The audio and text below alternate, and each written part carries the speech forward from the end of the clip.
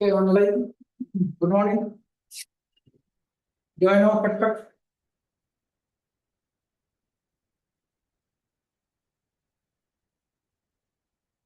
Good morning. Good morning.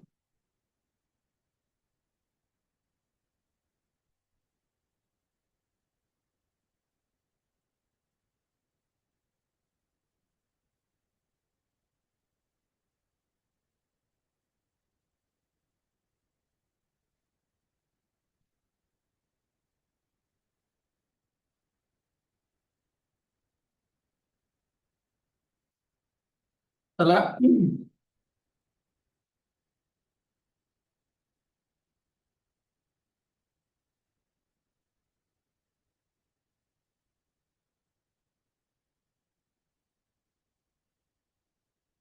Okay.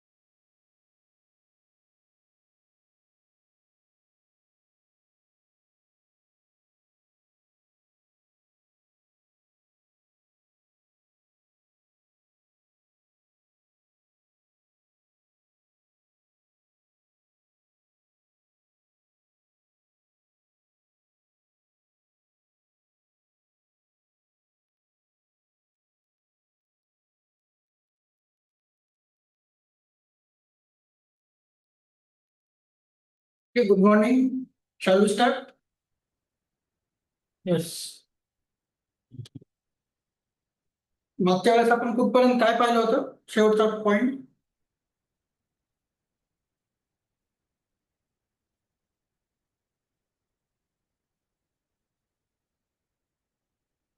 Yes, Amruta. काय पाहिलं होतं शेवट आपण?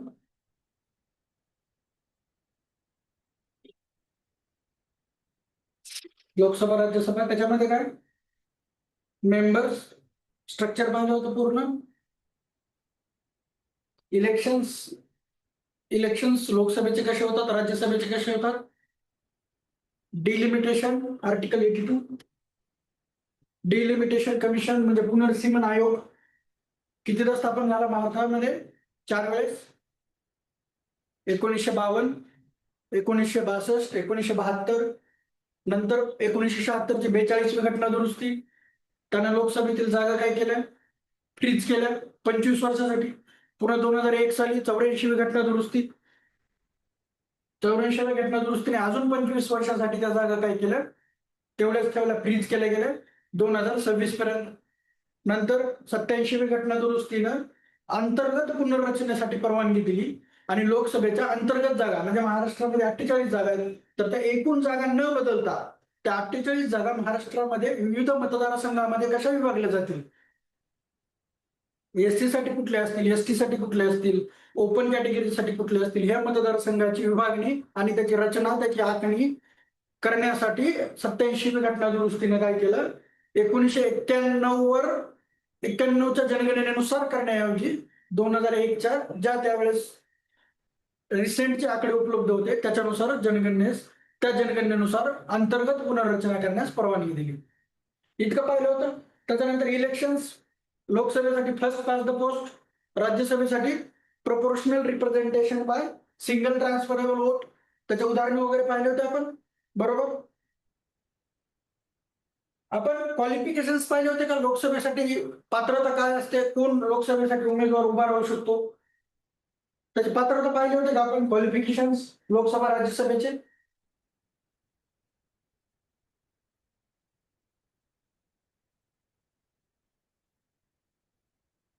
येस, प्रेझेंट असणार आहे अमृता.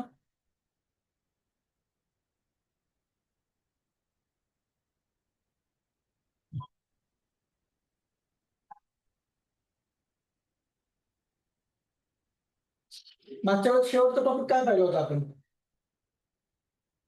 लोकसभा आणि राज्यसभेचे क्वालिफिकेशन्स पाहिले होते का नाही? ते ठीक आहे, तिथून सुरू करूया. आता तुम्हाला लोकसभेला जर उभं राहायचंय किंवा राज्यसभेचं, लोकसभा आणि राज्यसभामध्ये काय म्हणतो आपण, खासदार. आपण निवडून कोण देतो, आपण बघितलं होतं संसद. संसदेचे 3 अंग आपण बघितले होते. कुठलं कुठलं, राष्ट्रपती, लोकसभा आणि राज्यसभा. येस, बरोबर.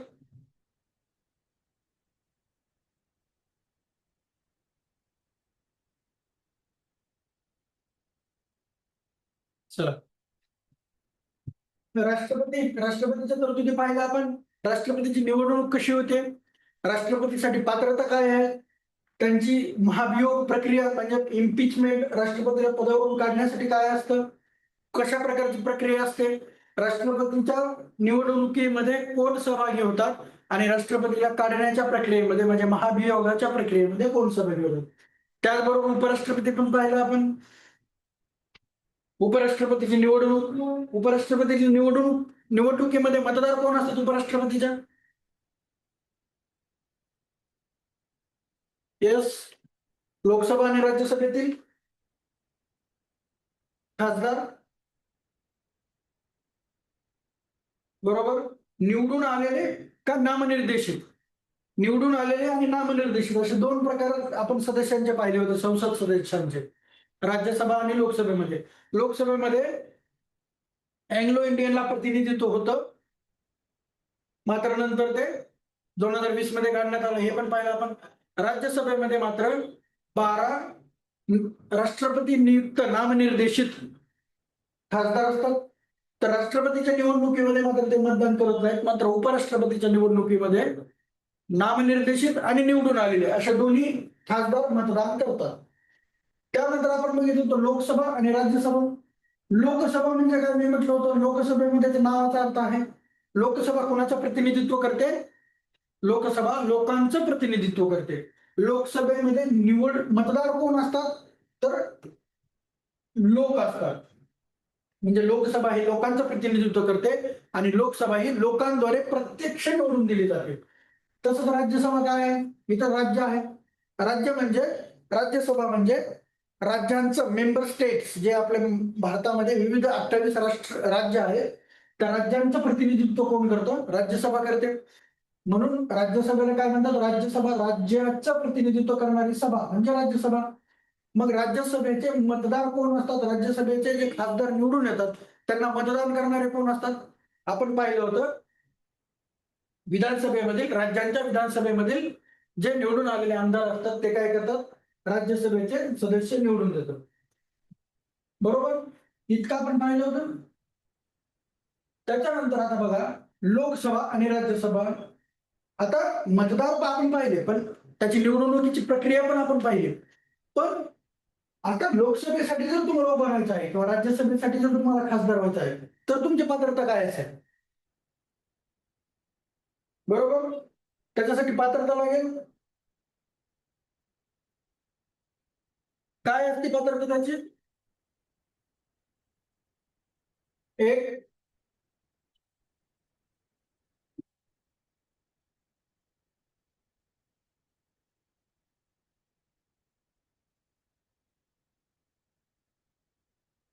भारताचा नागरिक असावा, बरोबर. लोकसभा आणि राज्यसभेला जर तुम्हाला निवडणुकीसाठी उभं राहायचं असेल तर पहिली तुमची पात्रता काय पाहिजे, भारताचा नागरिक असावा. म्हणजे जो व्यक्ती भारताचा नागरिक नाही तो राज्यसभा किंवा लोकसभेचा सदस्य होऊ शकणार नाही. तर पहिले तो भारताचा नागरिक असावा. नंतर काय,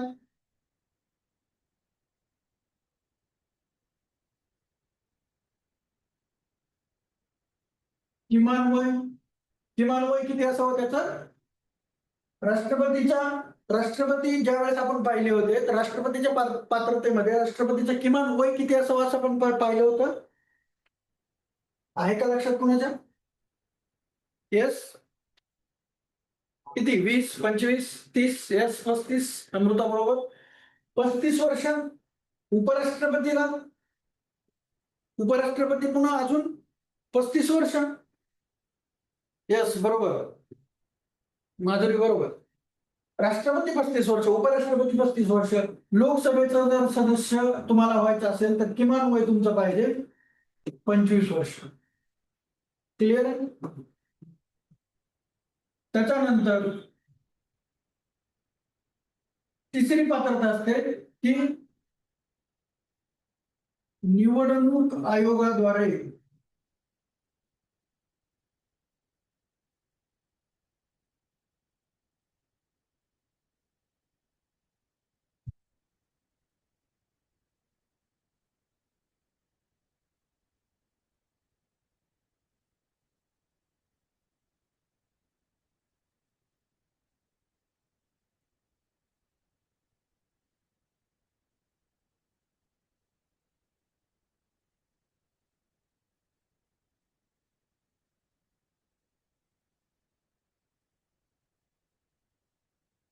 काय पहिलं लोकसभेपेक्षा तो भारताचा नागरिक असावा, दुसरी किमान वय त्याचं 25 वर्ष असावं, आणि तिसरी निवडणूक आयोगाद्वारे नेमणूक केलेल्या प्राधिकाऱ्यासमोर शपथ घेणे.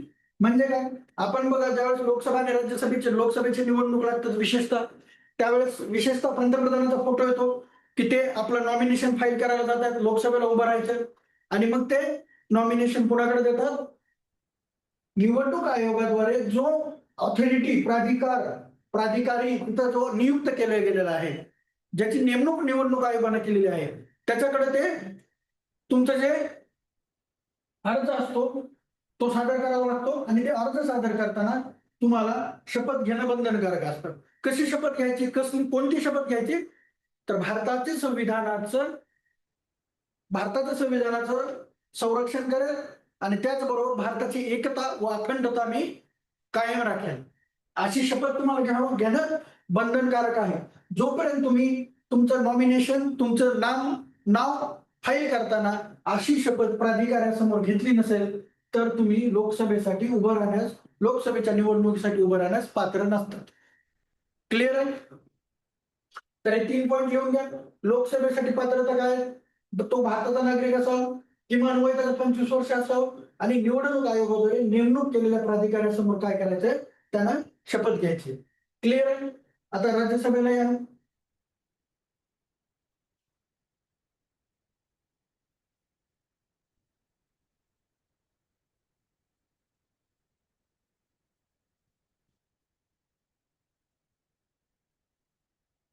अगेन, राज्यसभेला जर तुम्हाला उभं राहायचं तर पहिली पात्रता तुमची काय पाहिजे? की तुम्ही भारताचा नागरिक पाहिजे. दुसरी काय? किमान वय राज्यसभेला किती लागतं? 30 वर्ष. राज्यसभेला आपण काय म्हणतो? लोकसभेला लोअर हाऊस पण म्हणतो, आणि राज्यसभेला काय म्हणतो? हाऊस ऑफ एल्डर्स पण म्हणतो. Upper house of elders. म्हणजे लोकसभेपेक्षा, असं लक्षात ठेवायचं की लोकसभेपेक्षा राज्यसभेतील सदस्यांचं पात्रतेचं किमान वय किती पाहिजे? लोकसभेपेक्षा जास्त पाहिजे, कारण हाऊस ऑफ एल्डर्स म्हणतो आपण, वरिष्ठांच्या सभागृह. मग लोकसभेतले सदस्य असतात त्यांच्यापेक्षा यांचं वय काय असतं? वरिष्ठ असतात ते, म्हणजे वयाला मोठे असतात. मग असं लक्षात ठेवायचं की लोकसभेला जर 25 आहे तर राज्यसभेच्या सदस्यांचं वय लोकसभेपेक्षा जास्त असतं. म्हणजे किती असतं? तर 30 वर्ष असतं. आणि परत इथं हा तिसरा मुद्दा की निवडणूक आयोगाद्वारे नेमणूक केलेल्या प्राधिकाऱ्यांसमोर शपथ घेणे. राज्यसभेचा जर तुम्हाला सदस्य व्हायचं असेल तर अगेन तुम्ही भारताचा नागरिक पाहिजे, तुमचं किमान वय 30 वर्ष पाहिजे, आणि तुम्ही निवडणूक आयोगाद्वारे जो नेमणूक केलेला प्राधिकारी आहे त्याच्यासमोर काय केलं पाहिजे? शपथ घेतली पाहिजे. क्लिअर आहे? भारतीय संविधानाचा आर्टिकल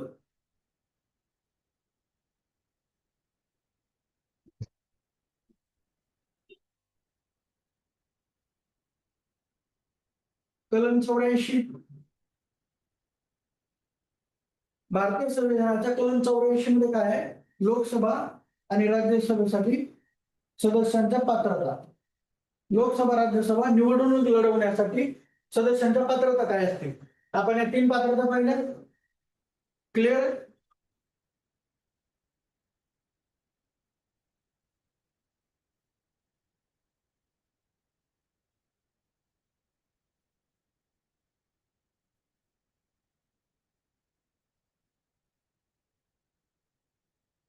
हे झालेलं तर नव्हतं ना आपलं, म्हणजे पुन्हा पुन्हा शिकवायला नको. क्लिअर आहे? हे लक्षात ठेवा. बऱ्याच परीक्षेमध्ये विचारलं जातं की लोकसभेसाठीच्या सदस्यांची सर पात्रता. ओके, हे झालं आहे सगळं. झालंय का? हो ड्युरेशन शेवटचा पॉईंट काय झाला आपला? सर, ते माझे नोट्स नाही आहेत माझ्याकडे आता सध्या. ओके, दुसऱ्या दुसरीकडे कुठले मेंबर्स, कुठले स्टुडंट्स, शेवटचा पॉईंट काय झाला होता आपला? तर राज्यसभा झाला होता. राज्यसभेत राहिला पीठासीन होता. अधिकारीचे डिफरन्स, लोकसभा आणि राज्यसभा डिफरन्स लिहून घेतले होते. लोकसभा आणि राज्यसभा डिफरन्स झाला होता. पीठासीन अधिकारी झाले होते. हा तेच. डिस्क्वालिफिकेशन झालं होतं, अपात्रता. अपात्रता नाही, लोकसभेचे ना लास्ट पर्यंत टॉपिक झाले होते. ठीक आहे, लोकसभा राज्यसभा पात्रता बघितले. आता आपण काय करूया, लोकसभा आणि राज्यसभेतले फरक लिहून घेतला होता आपण. त्याचबरोबर आता लोकसभा आणि राज्यसभेच्या अपात्रता, म्हणजे तुम्ही सदस्य म्हणून निवडून आला. क्लिअर? सदस्य म्हणून निवडून आल्यानंतर तुम्ही सदस्य म्हणून निवडून आलात, मात्र सदस्य म्हणून निवडून आल्यानंतर जर तुम्ही कुठलं कृत्य केलं तर तुम्ही अपात्रता तुमची कुठली? 10th शेड्यूल पाहिलं होतं आपण, पक्षांतर, संसद सदस्य अपात्रता म्हणजे डिस्क्वालिफिकेशन.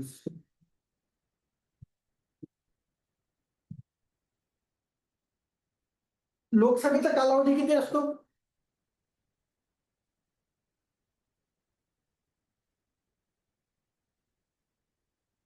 लोकसभेचा कालावधी आपला किती असतो? 5 वर्ष. पाहिलं होतं आपण. आणि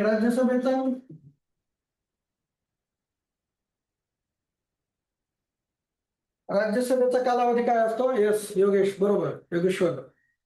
राज्यसभे हे काय आहे? कंटिन्युअस सभागृह आहे. राज्यसभेचे 1/3 सदस्य दर 2 वर्षांनी काय होतात? रिटायर होतात. म्हणून राज्यसभा काय आहे? कंटिन्युअस चेंबर म्हटलं जातं त्याला. लोकसभा ही काय झाली असते? डिझॉल्व्ह केली जाते. विसर्जन, लोकसभेचं काय होतं? विसर्जन होतं, विसर्जित केली जाऊ शकते. लोकसभा दर 5 वर्षांनी विसर्जित केली जाऊ शकते. कोण विसर्जित करतं? राष्ट्रपती. कुणाच्या सल्ल्यानुसार विसर्जित केली जाते? पंतप्रधानाच्या. आणि जर लोकसभेची 5 वर्ष कंप्लीट झाली असतील तर ती काय होते? ऑटोमॅटिकली विसर्जित होते. म्हणजे त्यावेळेस पंतप्रधानांनी राष्ट्रपतीला काय करण्याची गरज नाही, शिफारस करण्याची गरज नाही किंवा सल्ला देण्याची गरज नाही की आता तुम्ही राष्ट्रपती, आता तुम्ही लोकसभा विसर्जित करा. ज्या दिवशी नवीन सरकार अस्तित्वात येतं त्या सरकारची जर 5 वर्ष पूर्ण झाली तर लोकसभा ऑटोमॅटिकली विसर्जित होते. राज्यसभा मात्र कंटिन्युअस चेंबर आहे, ते कधीही विसर्जित होत नाही, हे लक्षात ठेवा. त्याचे 1/3 सदस्य काय होतात? दर 2 वर्षांनी रिटायर होतात. हे कलम 83. कलम 83 मध्ये काय आहे? लोकसभा आणि राज्यसभेची कार्यकाळ. लोकसभा हे कंटिन्युअस चेंबर नाही, ते दर 5 वर्षांनी विसर्जित होतं. किंवा त्याच्या आधीच जर सरकारचा लोकसभेमधील जर त्यांच्याकडे मेजॉरिटी नसेल, बहुमत नसेल, तर नो कॉन्फिडन्स मोशन असतं, अविश्वास दर्शक प्रस्ताव. आणि अविश्वास दर्शक प्रस्ताव जर सिद्ध झाला तर काय होतं? तो जे शासन आहे, जे सरकार आहे, त्यांना राजीनामा देणं भाग पडतं. बरोबर? मग लोकसभेमध्ये आपण पाहिलं होतं की बहुमताला निवडणूक कशी होते? निवडून आल्यानंतर लोकसभेचे सदस्य किती पाहिजे होते आपण? 543. 543 पैकी उपस्थित व मतदान करणाऱ्याच्या बहुसंख्येनं काय असतं? सरकार स्थापन झालं पाहिजे. समजा 543 पैकी 500 लोक उपस्थित आहेत तर याचं बहुमत किती होणार? 500 लोक उपस्थित आहेत आणि त्यांनी मतदान केलं तर याचं बहुमत 251, निम्म. क्लिअर? अर्ध प्लस 1. तर एवढं बहुमत जर सरकारकडे नसेल आणि लोकसभेमध्ये जर एवढं बहुमत ते प्राप्त करू शकले नाही, फॉर एक्झाम्पल, तर काय होतं? सरकार कोसळतं, सरकार पडतं आणि ज्या अर्थी सरकारला बहुमत नाही त्या अर्थी जर कोणी कुठलाही राजकीय पक्ष जर आपलं सरकार स्थापन करण्याच्या स्थितीमध्ये नसेल तर त्यावेळेस राष्ट्रपती काय करतात, लोकसभा विसर्जित करू शकतात. बरोबर, म्हणजे लोकसभा दोन पद्धतीने विसर्जित होते. सरकार स्थापन झाल्यानंतरच्या 5 वर्षामध्ये 5 वर्षानंतर 5 वर्ष होत असताना राष्ट्रपती काय करतात, लोकसभा विसर्जित करतात. ते ऑटोमॅटिकली होते. किंवा जर स्थापन झालेल्या सरकारला लोकसभेमध्ये आपलं बहुमत सिद्ध करता आलं नाही तर सरकारला काय करावं लागतं, राजीनामा द्यावा लागतो. आणि कुठलाही राजकीय पक्ष जर या स्थितीमध्ये नसेल की ते स्वतःचं सरकार स्थापन करतील, त्यांच्याकडे ते बहुमत नसेल, तर राष्ट्रपती काय करतील, लोकसभा विसर्जित करतील आणि पुन्हा निवडणुका घेतल्या जातील. राज्यसभा मात्र विसर्जित केली जात नाही. कलम 83 मध्ये लिहिलं आहे. राज्यसभा ही काय आहे, कंटिन्युअस चेंबर आहे, सातत्य पूर्ण सभागृह आहे ते, कारण 1/3 सदस्य त्याचे दर 2 वर्षांनी रिटायर होतात. क्लिअर आहे, हे पण लक्षात ठेवा तुम्ही.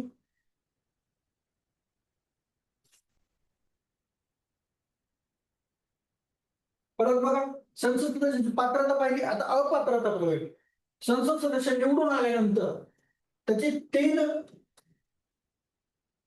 वेगवेगळ्या मार्गांनी ते अपात्र ठरू शकतात. एक, संविधानाचं कलम 102. संविधानाचं कलम 102 काय म्हणतं की संसद सदस्य निवडून आल्यानंतर ते कशा पद्धतीनं अपात्र ठरू शकतात. त्याच्यानंतर लोकप्रतिनिधित्व कायदा 1951, त्यालाच RPA म्हणतात, म्हणजे रिप्रेझेंटेशन ऑफ पीपल ऍक्ट, लोकप्रतिनिधित्व कायदा 1951. आणि तिसरं10वी अनुसूची. क्लिअर, कलम 102, लोकप्रतिनिधित्व कायदा 1951 आणि 10वी अनुसूची, अशा 3 माध्यमातून निवडून आलेले संसद सदस्य काय करतात, काय होऊ शकतात, अपात्र होऊ शकतात. आता अपात्र कसं काय होऊ शकतात, आता पहिलं कलम 102 मध्ये 4 अपात्रता सांगितलंय. पहिली अपात्रता कुठली की लाभाचे पद धारण केलेले नसावे. परत दुसरं,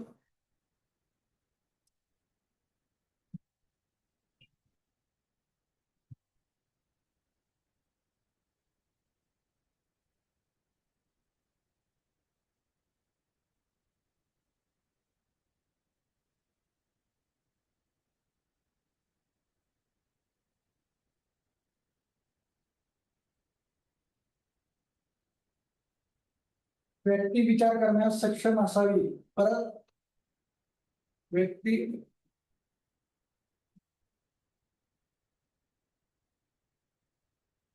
घोषित दिवाळखोर नसावी. आणि 4, भारतीय नागरिकत्व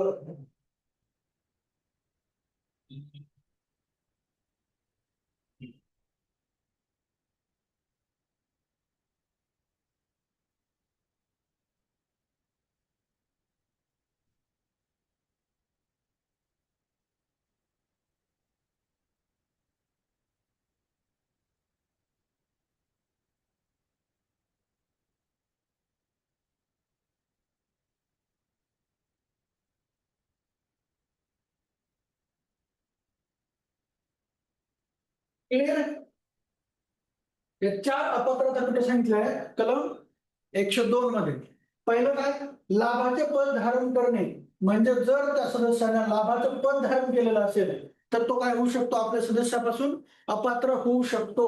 त्याचं सदस्यत्व धोक्यात येऊ शकतं, त्याचं सदस्यत्व रद्द केलं जाऊ शकतं.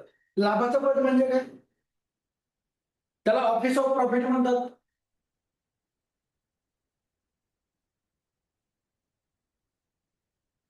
ऑफिस ऑफ प्रॉफिट म्हणजे कुठल्याही राज्य सरकार किंवा केंद्र सरकारच्या अंतर्गत जर त्याला कुठलं आर्थिक लाभ मिळत असेल आणि तर अशा पदावर तो व्यक्ती बसलेला असेल तर त्याचं काय, त्याला म्हणतात तो लाभाचं पद धारण करत आहे आणि तो जर लाभाचं पद धारण करत असेल तर तो काय असू शकतो, सदस्य म्हणून आपलं काम योग्यपणे पार पाडू शकेल का?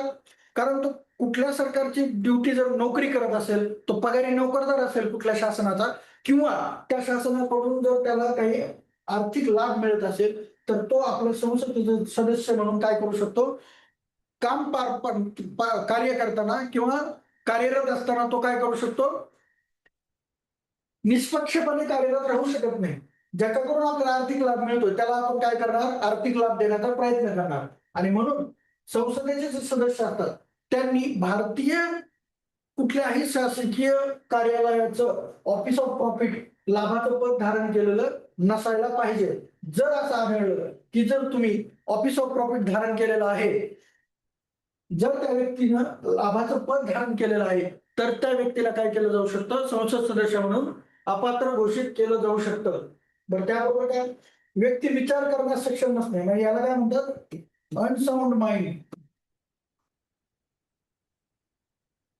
आता आपण जे प्रतिनिधित्व निवडून देतो ते काय असले पाहिजेत, विचार करण्यास सक्षम असले पाहिजेत. जोपर्यंत ते विचार करण्यास सक्षम नसतील तर मग ते आपले लोकप्रतिनिधी म्हणून कार्य कसं करतील? त्यांना आपण तिथं का पाठवतो? कारण आपले घराणे मांडणं, आपल्या मागण्या, आपल्या समस्या तिथं मांडणं आणि त्याचबरोबर पूर्ण देशासाठी काय करणं, कायदे करणं. आणि मग जर असं त्यांचं कार्य असेल तर त्याचा विचार करण्यास तो व्यक्ती सक्षम असला पाहिजे. जर तो व्यक्ती विचार करण्यास सक्षम नसतो तर त्यावेळेस त्याचा सदस्य राहून तर उपयोग आहे का? कारण विचार करण्यास सक्षम नसणारा व्यक्ती चांगला लोकप्रतिनिधी होऊ शकत नाही. आणि म्हणून जर तुम्ही असं सिद्ध झालं की तुम्ही विचार करण्यास सक्षम नाही तर तुम्हाला काय केलं जाऊ शकतं, तुमचं सदस्य रद्द केलं जाऊ शकतं. व्यक्ती घोषित निवड म्हणजे काय, अनडिस्चार्ज इन्सॉल्वंट. दिवाळखोर म्हणजे काय की एखाद्याकडून तुम्ही जर कर्जावर रक्कम घेतली आहे, काही कर्ज घेतलाय, एखाद्याकडून काही पैसे घेतले आहेत आणि ते वापस परत करण्याची क्षमता जर तुमच्यामध्ये नसेल, म्हणजेच काय, तुमची आर्थिक जी क्षमता आहे तुमची ती खूपच कमकुवत आहे, तुम्ही आर्थिकदृष्ट्या सक्षम नाहीत. आणि म्हणून तुम्ही जर आर्थिकदृष्ट्या सक्षम नसाल तर तुम्ही संसद सदस्य म्हणून काय करताल, तिथं जाऊन भ्रष्टाचार करताल. जर तुमची आर्थिक परिस्थिती व्यवस्थित नसेल, तुम्ही घेतलेले पैसे देखील दुसऱ्याला उधार घेतलेले पैसे देखील परत करू शकत नसाल तर याचाच अर्थ काय, तुम्ही संसद सदस्य म्हणून काय करताल, स्वतःच आर्थिक भरभराट करून घेण्याचा प्रयत्न कराल. आणि म्हणून व्यक्तीकडे तो आपल्या आर्थिकदृष्ट्या सक्षम असला पाहिजे तरच तो काय करू शकतो, निष्पक्षपणे आपलं काम पार पाडू शकतो. म्हणून व्यक्ती घोषित दिवाळखोर नसावं. पुन्हा भारतीय नागरिकत्व गमावणे म्हणजे citizenship, loss of Indian citizenship.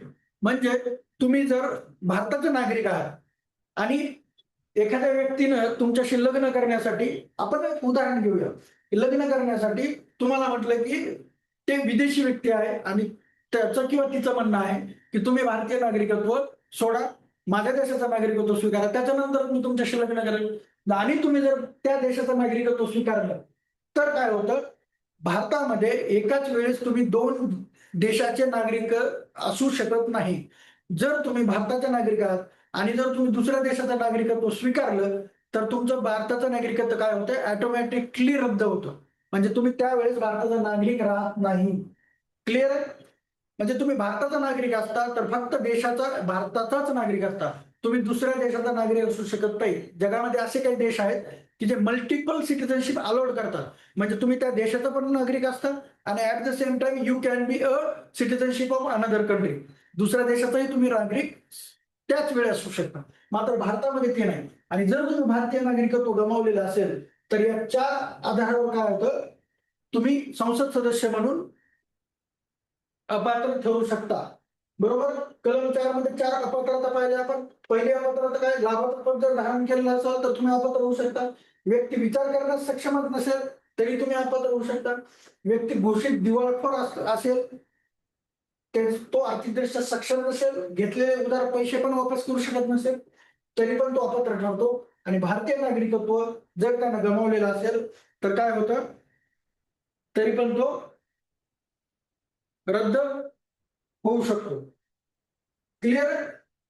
आता हे झालं कलम 102 अंतर्गत संसद सदस्याची अपात्रता. आता आपण लोकप्रतिनिधित्व कायदा 1951 अंतर्गत देखील काय असतं, काही गोष्टी जर तुम्ही केल्या तर तुम्ही काय होता अपात्र ठरू शकता. क्लिअर?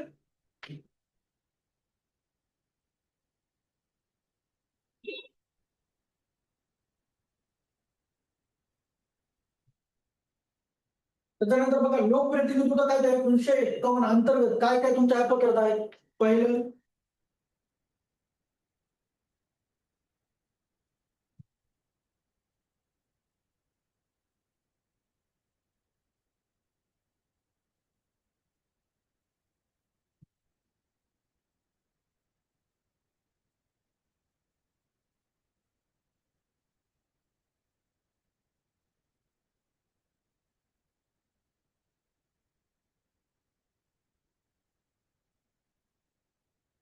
बघा पहिली काय त्याच्यामध्ये भरपूर लोकप्रतिनिधित्व कायदा 1951 अंतर्गत खूप साऱ्या अपात्रता सदस्यांच्या सांगितल्या गेल्या आहेत. त्या कॅटेगरीमध्ये जर तुम्ही आला तर तुमचं संसद सदस्य रद्द होऊ शकतं. त्याच्यातल्या महत्वाच्या आपण बघूया ज्या परीक्षेच्या दृष्टिकोनातून महत्वाच्या आहेत. पहिली काय, कोणत्याही कंपनीमध्ये तुम्ही 25% पेक्षा जास्त भागधारक असाल तर तुम्ही काय असू शकता, संसद सदस्य म्हणून तुम्ही अपात्र ठरू शकता. म्हणजेच याचा अर्थ काय की जर तुम्ही कुठल्याही कंपनीमध्ये 25% पेक्षा जास्त भागधारक शेअर होल्डर्स आहात तर काय याचा अर्थ तुम्ही संसद सदस्य म्हणून त्या कंपनीला काय करू शकता, फायदा होईल अशा पद्धतीचे निर्णय घेऊ शकता, फायदा होईल अशा पद्धतीचे प्रश्न विचारू शकता, फायदा होईल अशा पद्धतीची चर्चा लोकसभेमध्ये किंवा राज्यसभेमध्ये करू शकता. आणि म्हणून कुठल्याही कंपनीचे तुम्ही जर 25% पेक्षा जास्त भागधारक असाल तर तुम्ही निष्पक्षपणे आपलं काम करू शकत नाही. म्हणून काय केलं, लोकप्रतिनिधित्व कायदा 1951 अंतर्गत काय केले, जर तुम्ही असं असाल तर तुम्ही संसद सदस्य म्हणून अपात्र ठरू शकता. त्याचबरोबर कोणत्याही गुन्ह्यात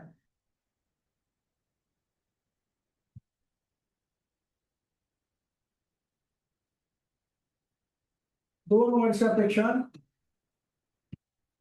जास्त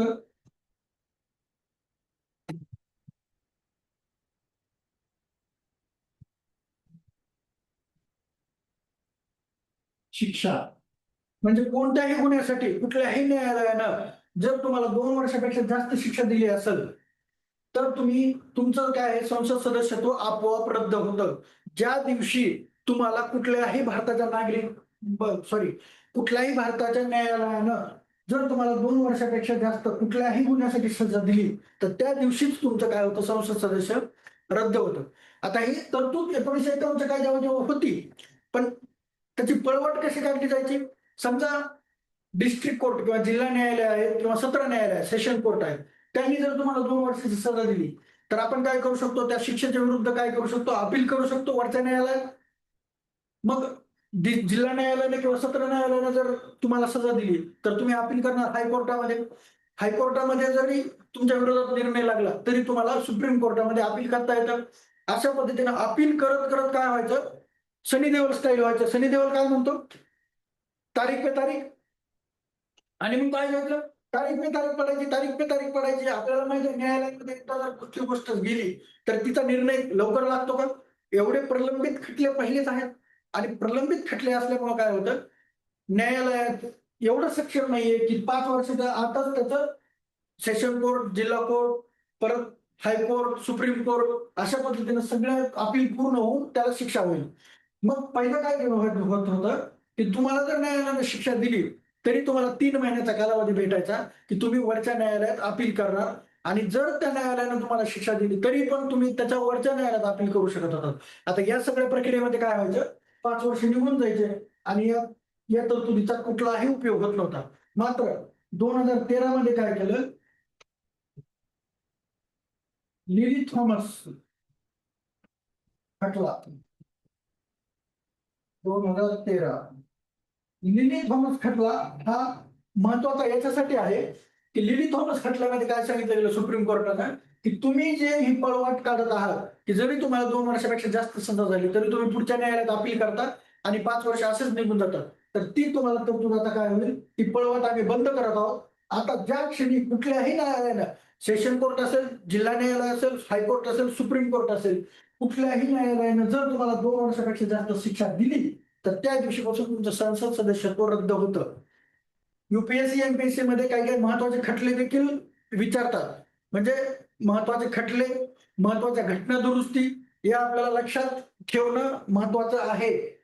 काही कलम आपण हे बघताना सगळे कलम आता कलम 102 कलम 102 काय अपात्रता संख्या संसद सदस्याच्या असे महत्वाचे कलम, महत्वाचे खटले, न्यायालयीन निर्णय आणि घटना दुरुस्ती ह्या लक्षात असणं गरजेचं आहे. त्याच्यामुळे लक्षात ठेवा की कुठल्याही गुन्ह्यासाठी 2 वर्षापेक्षा जर जास्त शिक्षा झाली असेल तर लिली थॉमस खटल्यामध्ये 2013च्या सुप्रीम कोर्ट काय म्हणतात की त्याच दिवशी तुमचा संसद सदस्यत्व काय होईल, रद्द होईल. परत त्याचबरोबर बघा हुंडा, सती प्रथा इत्यादी अमानुष प्रथांचा स्वीकार व प्रसार.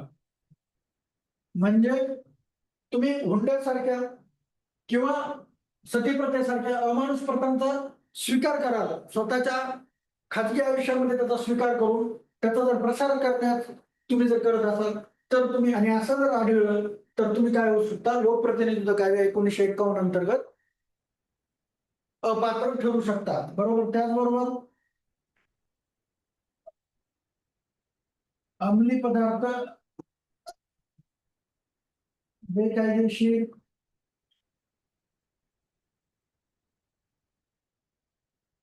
तस्करी किंवा दहशतवादी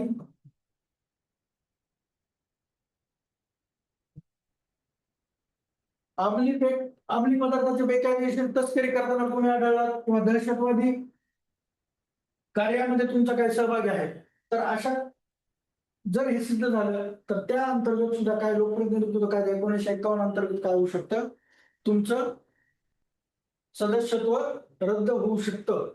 क्लिअर.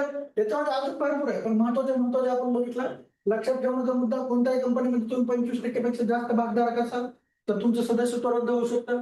कोणत्याही गुन्ह्यासाठी कोणत्याही न्यायालयाने तुम्हाला 2 वर्षापेक्षा जास्त शिक्षा दिली असेल तरी पण तुमचं सदस्यत्व रद्द होऊ शकतं. आणि हुंडा, सती प्रथा इत्यादी अमानुष प्रथांचा स्वीकार व प्रसार केला तुम्ही, अंमली पदार्थाचा बेकायदेशीर तस्करी, दहशतवादी कार्य जर तुमचा सहभाग असेल तरी तुमचं सदस्यत्व लोकप्रतिनिधित्व कायदा 1951 अंतर्गत काय होऊ शकतो, रद्द होऊ शकतात.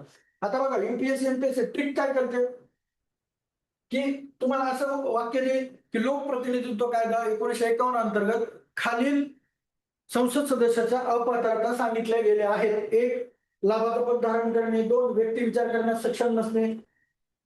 3. व्यक्ती घोषित दिवाळखोर असणे किंवा भारतीय नागरिकत्व गमावणे. आता हे 4 तुम्हाला स्टेटमेंट दिले तर हा जो प्रश्न आहे त्याचं उत्तर काय असेल, लोकप्रतिनिधित्व कायदा 1951 अंतर्गत या अपात्रता आहेत का, नाही. या अपात्र कशा अंतर्गत आहे, कलम 102 अंतर्गत. आणि लोकप्रतिनिधित्व कायदा 1951 अंतर्गत कुठल्या अपात्रता आहे, या अपात्रता आहे. त्याच्यामुळं जरी संसद सदस्याच्या अपात्रता ह्या बरोबर असतील तरी त्या लोकप्रतिनिधित्व कायद्यामध्ये नाही आहेत, त्या कलम 102 मध्ये आहे आणि लोकप्रतिनिधित्व कायद्यामध्ये या आहे. म्हणजे हे पण तुम्ही लक्षात ठेवणं गरजेचं आहे. काय करतो युपीएससी एमपीएससी आयोग, काय करतं, आपल्याला ट्रिकी टाकतं, गुगली टाकतं. मग आपण तिथेच फसतो. आपल्याला हे माहित असते की ह्या अपात्रता आहेत पण ह्या कुठल्या अपात्रता आहेत, कलम 102 अंतर्गत ह्या अपात्रता आहेत पण ह्या कुठं अपात्रता आहे, लोकप्रतिनिधित्व कायदा 1951 अंतर्गत. क्लिअर आहे. चला तर पुढे बघूया. आता तिसरं काय होतं, तिसरं आपण पाहिलं होतं 10वी अनुसूची.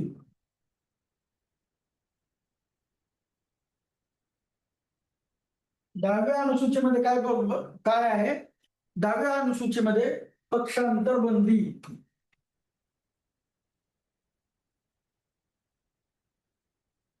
तुम्ही ते ऐकलं का, आयाराम गयाराम म्हणतात. भारतीय राजकारणामध्ये फेमस एक वाक्य म्हटलं जातं की जो एका पक्षातून दुसऱ्या पक्षामध्ये नुसता बेडकासारखा उड्या मारत असतो, एका पक्षामधून दुसऱ्या पक्षामध्ये, दुसऱ्या पक्षामधून तिसऱ्या पक्षामध्ये, त्याला आयाराम गयाराम म्हणतात. हरियाणाचे एक आमदार होते 80च्या दशकामध्ये, त्यांनी एका दिवशी 4 का 5 पक्ष बदलले होते. म्हणजे या पद्धतीचं पक्षांतर म्हणजे एका पक्षातून दुसऱ्या पक्षात राजकीय पक्षामध्ये जाणे म्हणजे पक्षांतर. म्हणजे हे निवडणुकीच्या आधीची अपात्रता नाही बरं का. म्हणजे निवडणुकीच्या आधी तुम्ही कुठल्याही पक्षात जाऊ शकता, कितीदाही जाऊ शकता, त्याचा काही प्रश्न नाही आहे. पण निवडून जर तुम्ही एका, समजा फॉर एक्झाम्पल निवडून तुम्ही येस पक्षाकडून आला, ए नावाचा पक्ष आहे, त्याच्या पक्षाकडून तुमची निवडणूक झाली आहे आणि निवडून आल्यानंतर तुम्ही बी पक्षात गेलात, तर तुमचं काय होऊ शकतं, सदस्यत्व रद्द होऊ शकतं. म्हणजे काय, घोडाबाजार आपण बघितलं की एका पक्षातून दुसऱ्या पक्षात जाणं म्हणजे त्याला काय म्हणायचं, पक्षांतर बंदी. एका पक्षातून दुसऱ्या पक्षात तुम्ही सहजासहजी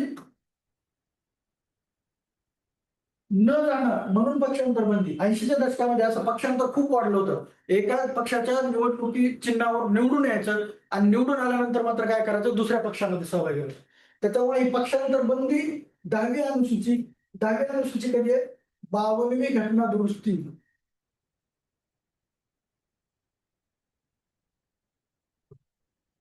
एकोणीसशे 85. आपण बघितलं होतं ओरिजिनल संविधानामध्ये किती किती कलम होते, 395 कलम.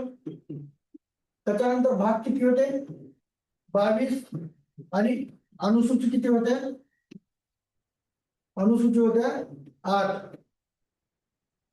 9वी अनुसूची टाकली पहिल्या घटना दुरुस्तीनं आणि 10वी अनुसूची टाकली 52वी घटना दुरुस्ती 1985. हे लक्षात ठेवा. आणि कशाच्या संदर्भात आहे, तर पक्षांतर बंदीच्या संदर्भात आहे.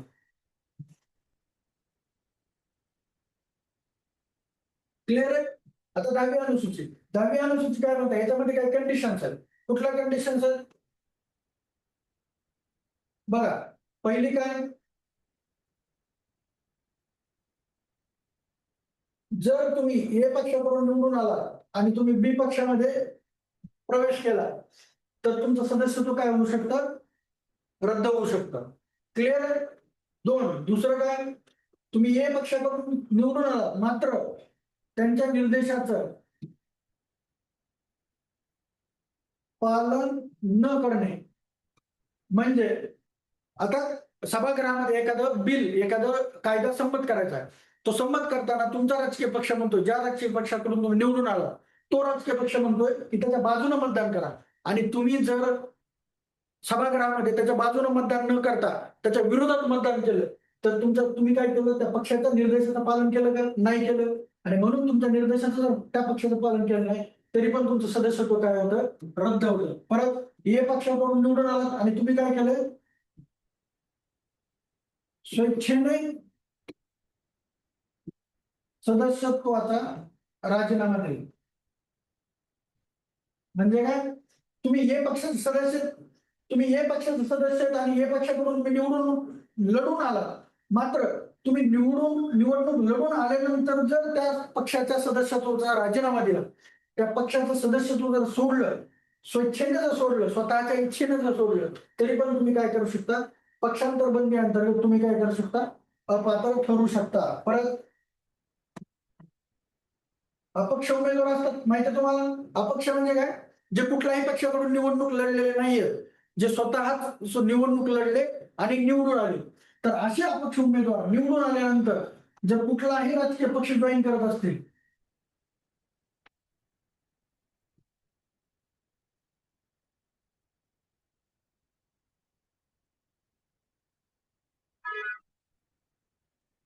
अपक्ष उमेदवार जर निवडून आल्यानंतर कोणताही पक्ष जॉईन करत असतील तर त्यांचं अपत्राचं देखील काय होऊ शकतं, रद्द होऊ शकते. त्याच्यानंतर नामनिर्देशित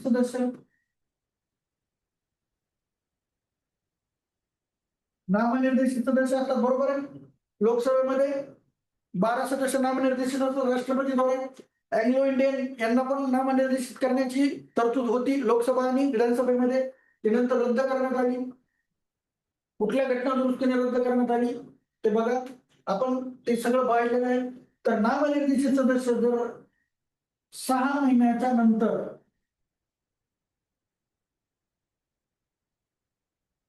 कुठलाही पक्ष जॉईन करत असतील तरी पण तुम्ही काय करू शकता, तो नामनिर्देशित सदस्य पक्षांतर बंदी कायद्याअंतर्गत अपात्र ठरू शकतो. 6 महिन्याच्या नंतर म्हणताय, म्हणजेच काय, 6 महिन्यापर्यंत मात्र काय तो सदस्य काय करू शकतो, कुठलाही पक्ष जॉईन करू शकतो. क्लिअर आहे? तर पक्षांतर बंदी म्हणजे काय? पक्षांतर बंदीच्या आपण 5 परिस्थिती बघितल्या, 5 कंडिशन बघितल्या. की सदस्य ए पक्षाकडून निवडून आला, बी पक्षामध्ये जर तो सदस्य जॉईन होत असेल किंवा बी पक्षामध्ये जो पक्षांतर करत असेल तर तुम्ही सदस्य म्हणून अपात्र ठरू शकता. तुम्ही ए पक्षाकडून निवडणूक लढून आलात मात्र त्या पक्षाच्या निर्देशाचं जर पालन नाही केलं तर तुम्ही अपात्र ठरू शकता. नंतर ए पक्षाकडून तुम्ही निवडून आलात मात्र त्याचा स्वेच्छेने तुम्ही सदस्यत्वाचा राजीनामा दिला असेल, सदस्य पक्षाच्या स्वेच्छेने पक्षाच्या सदस्यत्वाचा, राजकीय पक्षाच्या सदस्यत्वाचा राजीनामा दिला तरी तुम्ही अपात्र ठरू शकाल पक्षांतर बंदी कायद्यानंतर. आणि अपक्ष म्हणून जॉईन करत असाल, निवडून आला असाल आणि नंतर कुठलाही पक्ष जॉईन केला तर तुम्ही अपात्र ठरू शकता. नामनिर्देशित सदस्य देखील 6 महिन्यापर्यंत कुठलाही पक्ष जॉईन करू शकतात, मात्र 6 महिन्यानंतर जर तुम्ही असा पक्ष जॉईन केला तर तुम्ही अपात्र ठरू शकता. म्हणजे 10वी अनुसूची 52वी घटना दुरुस्ती लक्षात ठेवायची. 1985 साली त्या 10व्या अनुसूचीमध्ये कुठल्या कुठल्या गोष्टी येतात तर ह्या 5 गोष्टी त्याच्यामध्ये सहभागी होतात. याच्यामध्ये जर तुम्ही सापडलात किंवा याच्यामध्ये जर तुम्ही दोषी आढळलात तर तुमचं सदस्यत्व काय होऊ शकतं, रद्द होऊ शकतं. अशा पद्धतीने आपण पात्रता बघितल्या. त्यानंतर लोकसभा आणि राज्यसभा सदस्यत्वाचा अपात्रता बघितलं. अपात्रतेचे 3 माध्यम आहेत. एक 102 कलम, नंतर 2 लोकप्रतिनिधित्व कायदा 1951 आणि तिसरं 10वी अनुसूची. बरोबर? आता या तिन्ही मधल्या ज्या अपात्रता आहेत त्या तुम्ही लक्षात ठेवा. क्लिअर? त्याच्यानंतर बघा ह्या अपात्रता बघितल्या. आता व्हॅकेशन ऑफ सीट्स म्हणजे काय?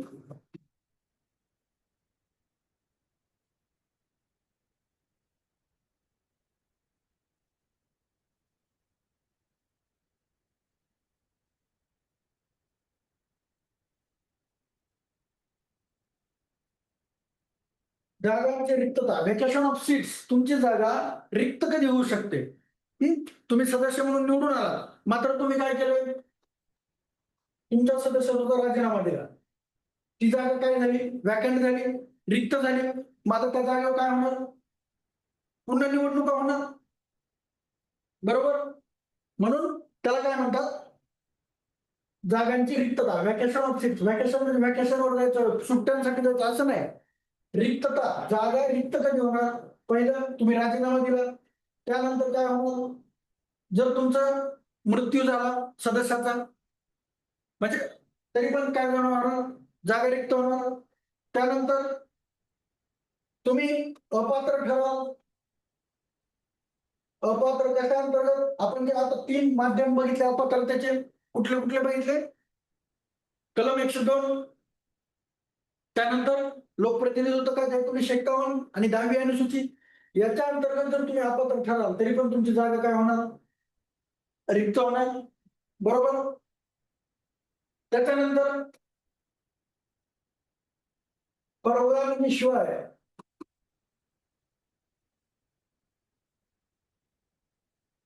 सलग 60 दिवस अनुपस्थिती, जर तुम्ही परवानगी न घेता सलग 60 दिवस जर सभागृहात अनुपस्थित असाल, अब्सेंट असाल तर तुमचं काय होऊ शकतं, सदस्यत्व रद्द केलं जाऊ शकतं. त्याचबरोबर उच्च न्यायालयाकडून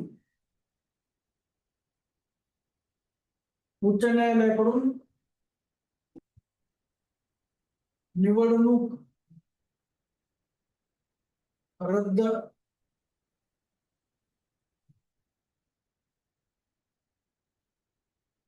म्हणजे एखाद्यानं जर निवडणूक लढताना बेकायदेशीर मार्गांचा वापर केला आहे आणि बेकायदेशीर मार्गांचा वापर करून लोकांना पैसे देऊन, लोकांना प्रलोभन देऊन किंवा वेगवेगळ्या मार्गाने धमकावून जर तो निवडणूक लढून जर निवडून आला असेल तर तुम्ही 30 दिवसाच्या आत काय करू शकता, रिझल्ट लागल्यानंतर 30 दिवसाच्या उच्च न्यायालयामध्ये काय करू शकता, त्या निवडणुकीस आव्हान देऊ शकता, अपील देऊ शकता, चॅलेंज करू शकता.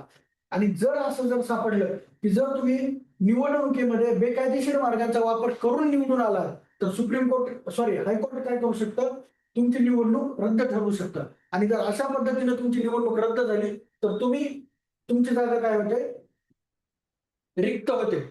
बरोबर. नंतर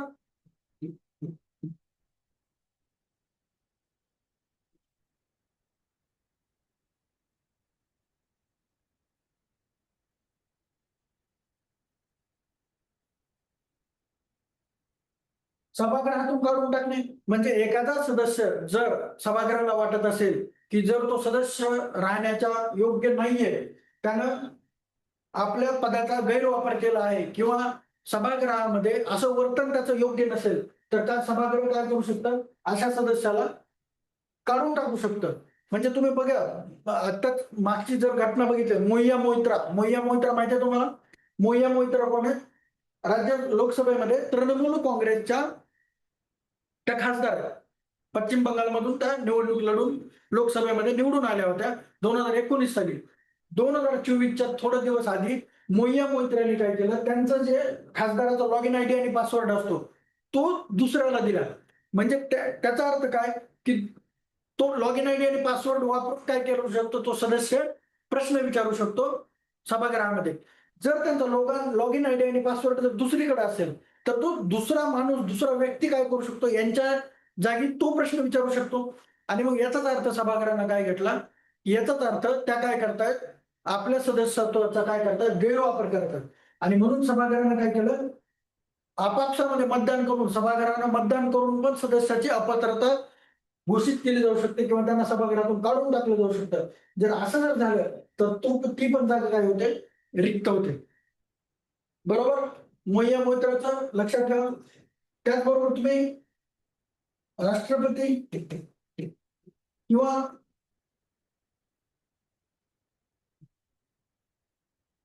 उपराष्ट्रपती म्हणून निवड झाली असेल तुमची, राष्ट्रपती किंवा उपराष्ट्रपती म्हणून तुम्ही निवडणूक लढवली आणि जर तुमची निवड झाली तर तुमचं ऑटोमॅटिकली लोकसभा आणि राज्यसभेमधली जागा काय होते, रिक्त होते.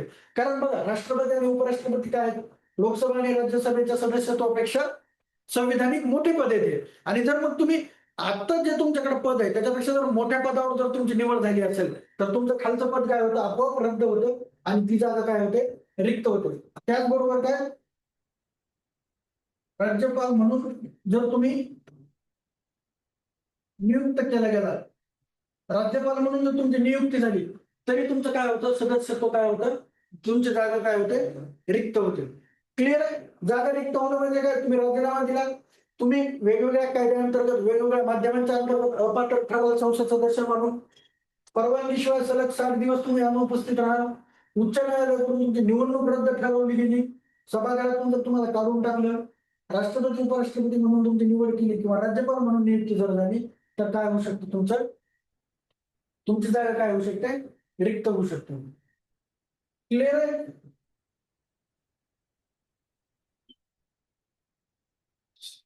त्याच्यानंतर बघा, त्याच्यानंतर आहे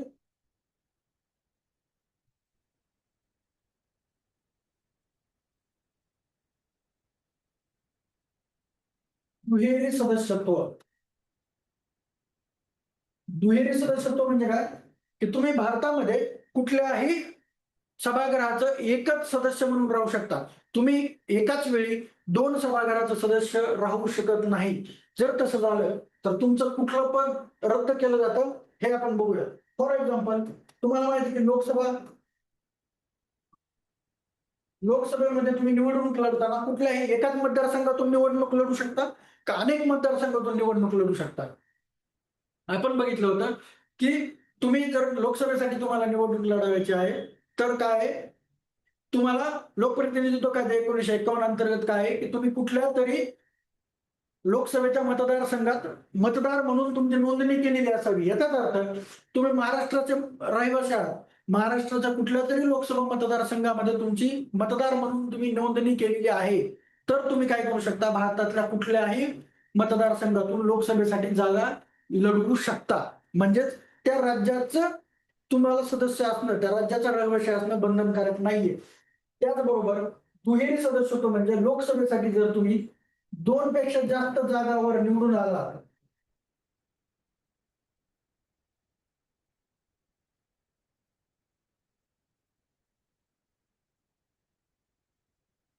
लोकसभेसाठी जर तुम्ही 2 पेक्षा जास्त 2 पेक्षा जागावर निवडून आला तर तुम्हाला काय करावं लागतं?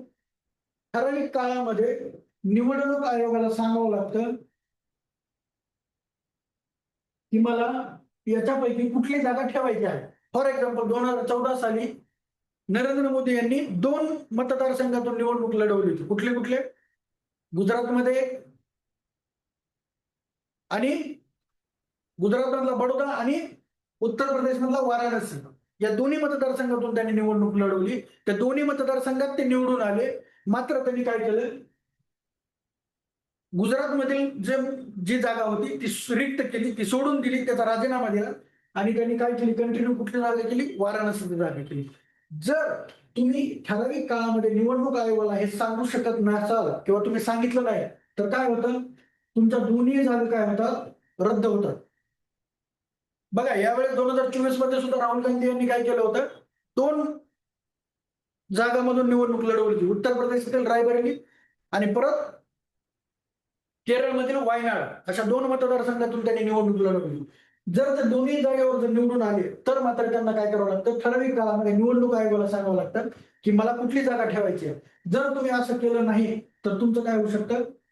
दोन्ही जागा तुमच्या काय होऊ शकतात? रद्द होऊ शकतात. त्याचबरोबर बघा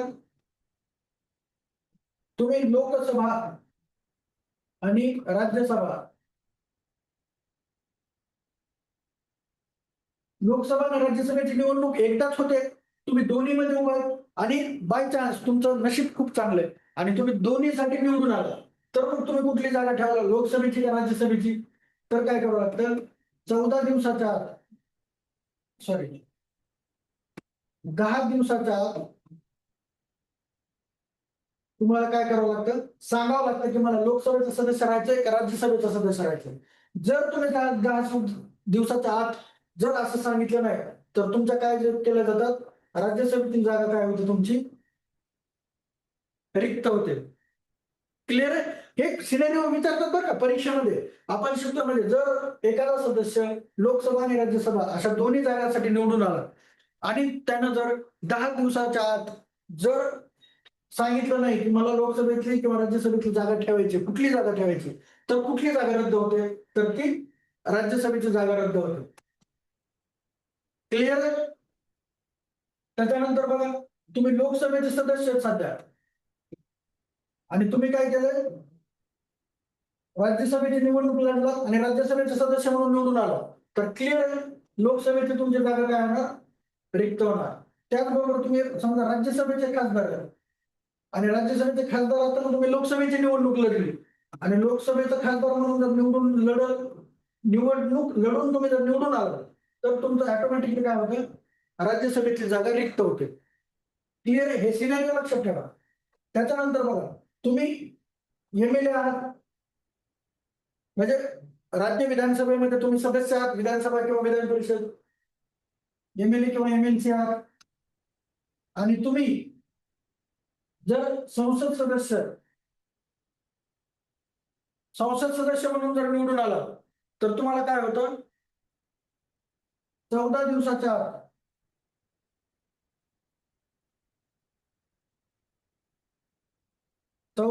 आत काय सांगावं लागतं की तुम्हाला एमपी म्हणून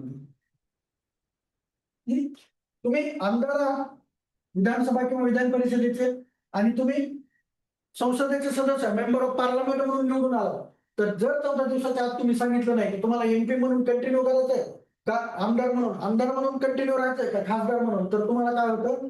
जर तुम्ही असं केलं नाही 14 दिवसाच्या आत तर तुमचं संसदेचं सदस्यत्व काय होतं? रिक्त होतं. क्लिअर आहे? हे 4 सिनेरिओज लक्षात ठेवा आणि किती दिवसाच्या आत सांगावं लागतं हे लक्षात ठेवा. जर तुम्ही लोकसभेचे 2 किंवा जास्त जागावर निवडून आलात, जर तुम्ही ठराविक वेळेमध्ये निवडणूक आयोगाला सांगितलं नाही की कुठली जागा ठेवायची तर दोन्ही जागा तुमच्या रिक्त होणार. लोकसभा आणि राज्यसभा याचा ऍट द सेम टाइम तुम्ही निवडून आलात, एकाच वेळी लोकसभा आणि राज्यसभेची निवडणूक झाली, दोन्हीमध्ये निवडून आलात तर 10 दिवसाच्या आत तुम्हाला सांगावं लागेल किंवा तुम्हाला लोकसभा खासदार राहायचंय का राज्यसभा. जर तुम्ही असं केलं नाही तर तुमचं राज्यसभेतलं सीट काय होतं? रिक्त होतं. लोकसभेचे खासदार आहात, राज्यसभेचे निवडून आलात तर ऑटोमॅटिकली तुम्ही लोकसभेचे खासदार म्हणून तुमची जागा रिक्त होणार. राज्यसभेचे खासदार आहात, लोकसभेचे खासदार म्हणून निवडून आलात तर तुमची राज्यसभेतील जागा रिक्त होणार. आणि तुम्ही जर आमदार आहात आणि खासदार म्हणून तुमची निवडणूक झाली आणि 14 दिवसाच्या आत जर तुम्ही सांगितलं नाही की तुम्हाला आमदार म्हणून कंटिन्यू करायचे का खासदार म्हणून, तर तुम्ही खासदार म्हणून काय होतं तुमचं, तुमची निवडणूक काय होते, तुमची जागा रिक्त होते. क्लिअर आहे हे सगळं? जागांच्या रिक्ततेमध्ये आपण वेगवेगळं पाहिलं, त्याच्यामध्ये दुहेरी सदस्य असू शकत नाही. तुम्ही एकाच वेळी 2 सभागृहाचे सदस्य असू शकत नाही. म्हणून काय या 4 तरतुदी, या तरतुदी वारंवार परीक्षेमध्ये विचारलेल्या आहेत. त्याच्यामुळे लक्षात ठेवा की तुम्ही कुठले सभागृहाचे सदस्य आहात आणि तुम्ही कुठल्या सभागृहामध्ये निवडून आलात त्यावरून काय होतं तुमचं, तुम्हाला सांगावं लागतं की तुम्हाला कुठला सदस्य तो कंटिन्यू करायचा. त्याच्यानंतर बघा तुम्ही निवडून आलात, तुम्ही आपण पात्रता बघितलं, अपात्रता बघितलं. निवडून आल्यानंतर तुम्हाला काय करावं लागतं, शपथ घ्यावी लागते. आपण बघितलं नवीन सरकार अस्तित्वात येतं. नवीन सरकार अस्तित्वात आल्यानंतर पहिल्यांदा शपथ कोणाला दिली जाते, राष्ट्रपतीद्वारे पंतप्रधानाला. पंतप्रधानाच्या सल्ल्यानुसार अनेक इतर मंत्र्यांना राष्ट्रपती काय करतात, शपथ देतात. ती शपथ कुठली असते ते पण लक्षात ठेवा. राष्ट्रपती शपथ काय असते, उपराष्ट्रपती शपथ काय असते, पंतप्रधानाची, मंत्रिमंडळाची, सदस्याची, राज्यपालाची, उच्च न्यायालय, सर्वोच्च न्यायालयाचे न्यायाधीश यांचे सर्वांचे शपथ तुम्हाला माहिती असणं आवश्यक आहे. त्याच्यावर पण प्रश्न विचारले जातात. आता या शपथाचा मायना कुठे, कुठली शपथ कुणी घ्यायची ह्याचा मायना तुम्हाला भेटतो. आपण जे वेगवेगळे अनुसूच्या बघितल्या तर शपथ या 3री अनुसूची, भारतीय संविधानाची 3री अनुसूची आहे. त्याच्यामध्ये शब्द सांगितले गेले आहे. कुठल्या कुठल्या त्याच्यामध्ये 1 नंबर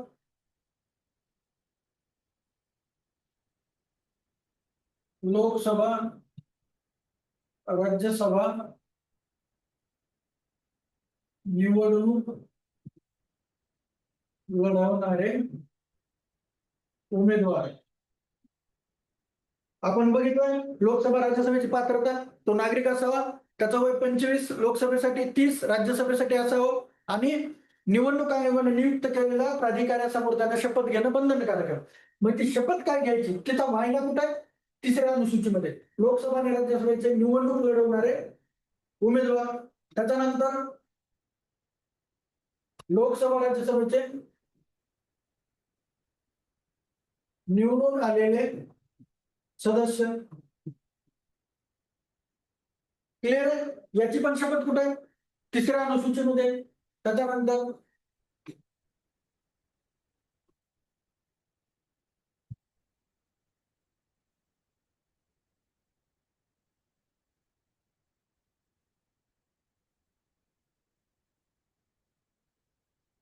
केंद्रीय मंत्री.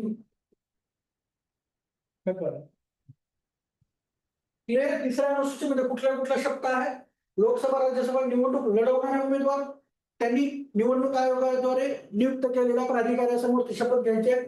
त्याच्यानंतर लोकसभा राज्यसभेमध्ये निवडून आले सदस्य तर त्यांना काय करायचे, त्यांनी कुठली शपथ घ्यायची हे 3ऱ्या अनुसूचीमध्ये आहे. केंद्रीय मंत्री, केंद्रीय स्तरावरच्या मंत्रीची नेमणूक केली जाते, त्यांना राष्ट्रपती कुठल्या पद्धतीची शपथ देतील याचा मायना, याचा ड्राफ्ट देखील कुठं भेटतो आपल्याला, 3ऱ्या अनुसूचीमध्ये. त्याचबरोबर बघा विधानसभा किंवा विधान परिषद निवडणूक लढवणारे उमेदवार. परत विधानसभा, विधान परिषद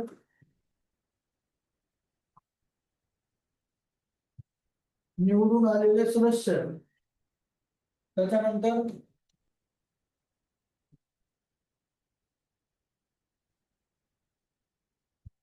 राज्याचे मंत्री. क्लिअर?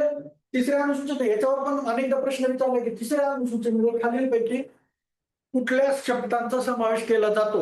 त्याच्यामध्ये एकूण 9 शब्दांचा समावेश आहे. त्याच्यामध्ये 3 कुठले, लोकसभा राज्यसभा निवडून आलेले उमेदवार, निवडणूक लढवणारे उमेदवार, निवडून आलेले सदस्य, पुन्हा मंत्री. त्याचबरोबर हे 3 झाले. परत 3 कुठले? विधानसभा विधान परिषद निवडणूक लढवणारे उमेदवार, निवडून आलेले सदस्य आणि राज्याचे मंत्री, असे काय झाले? 6. त्याच्यानंतर 7 उच्च न्यायालय न्यायाधीश, 8 सर्वोच्च न्यायालय न्यायाधीश आणि 9 कॅग. कॅग कोण असतो? Controller and auditor general of India. कलम 148 हे कॅगचं आहे, जो भारताच्या केंद्र आणि राज्य सदस्य जे राज्य आहेत त्यांच्या सरकारांचं कोण ऑडिट कोण करतं? कॅग करतो. Controller and auditor general of India म्हणतात त्याला. तर अशा पद्धतीने बघा, तिसऱ्या अनुसूचीमध्ये 9 जे अधिकारी आहेत किंवा जे 9 संस्था आहेत, 9 सदस्य आहेत, त्यांच्या शपथा सांगितलं गेलं आहे. या तुम्हाला माहिती असणं गरजेचं आहे. आता बघा, मग या जर 9 शपथा आहेत तर राष्ट्रपती, उपराष्ट्रपती आणि कोण राहिला अजून? गव्हर्नर, बरोबर. तर यांचा समावेश तिसऱ्या अनुसूचीमध्ये होत नाही. कोणाचा? सर, हे ओके. उमेदवार आणि सदस्यांमध्ये काय फरक आहे? उमेदवार म्हणजे निवडणूक लढवत आहेत ते. निवडणूक तुम्हाला लढवायची आहे लोकसभे राज्यसभेची किंवा विधानसभा विधान परिषदेची. निवडणूक लढवताना जे उमेदवार उभे राहतात, म्हणजे 10 लोक उभे राहतील, 15 लोक उभे राहतील, काय what ever it may be, त्याच्यामधून एक निवडून जाईल. जो निवडून आला तो त्या सभागृहाचा काय झाला? सदस्य झाला. आणि निवडणूक लढवणारे उमेदवार म्हणजे जेवढे उमेदवार त्या मतदारसंघात उभे राहतील, जेवढे उमेदवार त्या मतदारसंघातून निवडणूक लोकसभेसाठी किंवा राज्यसभेची लढवतील, त्यांना म्हणायचं उमेदवार, कॅन्डिडेट्स. क्लिअर? यस. उमेदवार म्हणजे निवडणूक लढवणारे सदस्य. निवडणूक कोण लढवत आहे? जेवढे लोक निवडणूक लढवणार लोकसभे राज्यसभेसाठी किंवा विधानसभा विधान परिषदेसाठी, ते म्हणजे लढवणारे उमेदवार. आणि त्याच्यापैकी एक जणच कोणीतरी सदस्य निवडून जाईल, तो झाला लोकसभा किंवा राज्यसभेचा निवडून आलेला सदस्य. ठीक आहे. तर असे 9 तिसऱ्या अनुसूचीमध्ये 9 शपथ येतात, हे लक्षात ठेवा. त्याच्यानंतर राष्ट्रपती. राष्ट्रपतीची शपथ कुठे आहे? कलम 7.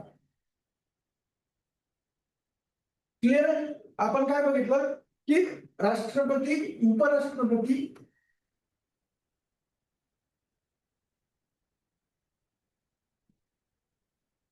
कलम 69 आणि 3 राज्यपाल, कलम 159.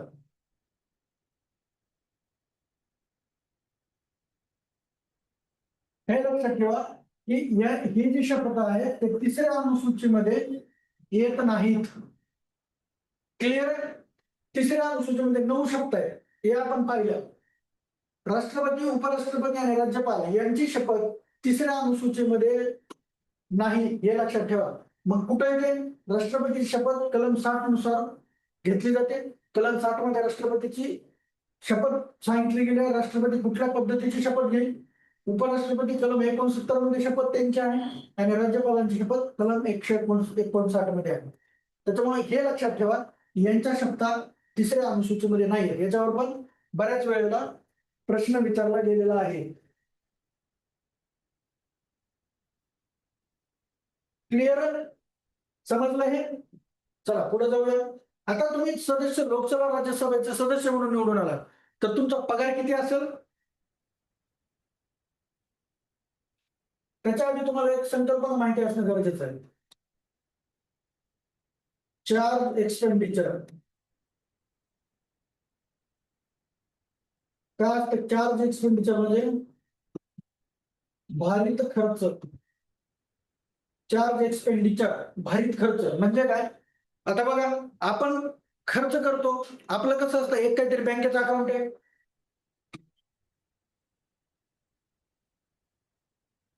मग याच्यावर काय असतं, आपलं काय, आपल्याला पगार भेटतो, आपलं जिथून उत्पन्न आहे तिथून काय होतं, याच्यामध्ये पैसा येतो आणि अकाउंट मधून काय खर्च, काय करतो आपण, खर्च करतो.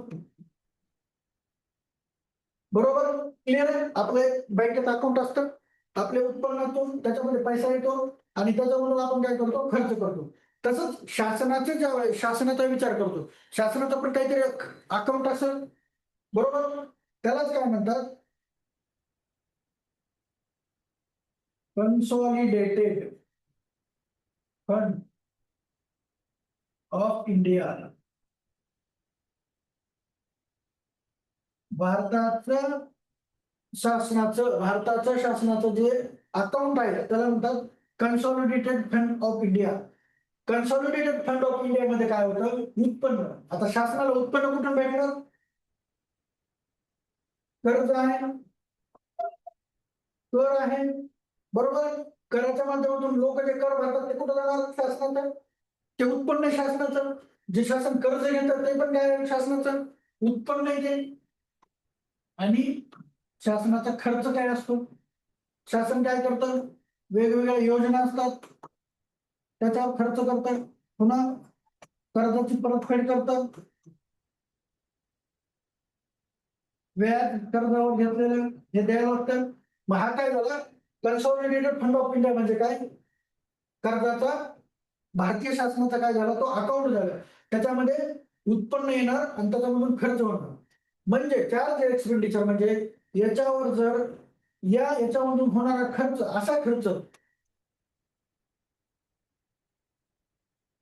असा शासनाचा खर्च ज्यावर संसद सदस्य मतदान करत नाहीत. क्लिअर. खर्च कुठून व्हायला, भारित खर्च.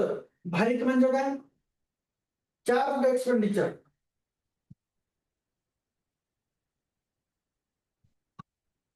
अनचार्ज एक्सपेंडिचर. भारित खर्च म्हणजे काय, याच्यावर जे भारताचं अकाउंट आहे, भारताच्या शासनाचं अकाउंट आहे, त्याच्यावरचा भारित चार्ज, त्याच्यावर लावलेला खर्च म्हणजे भारित खर्च.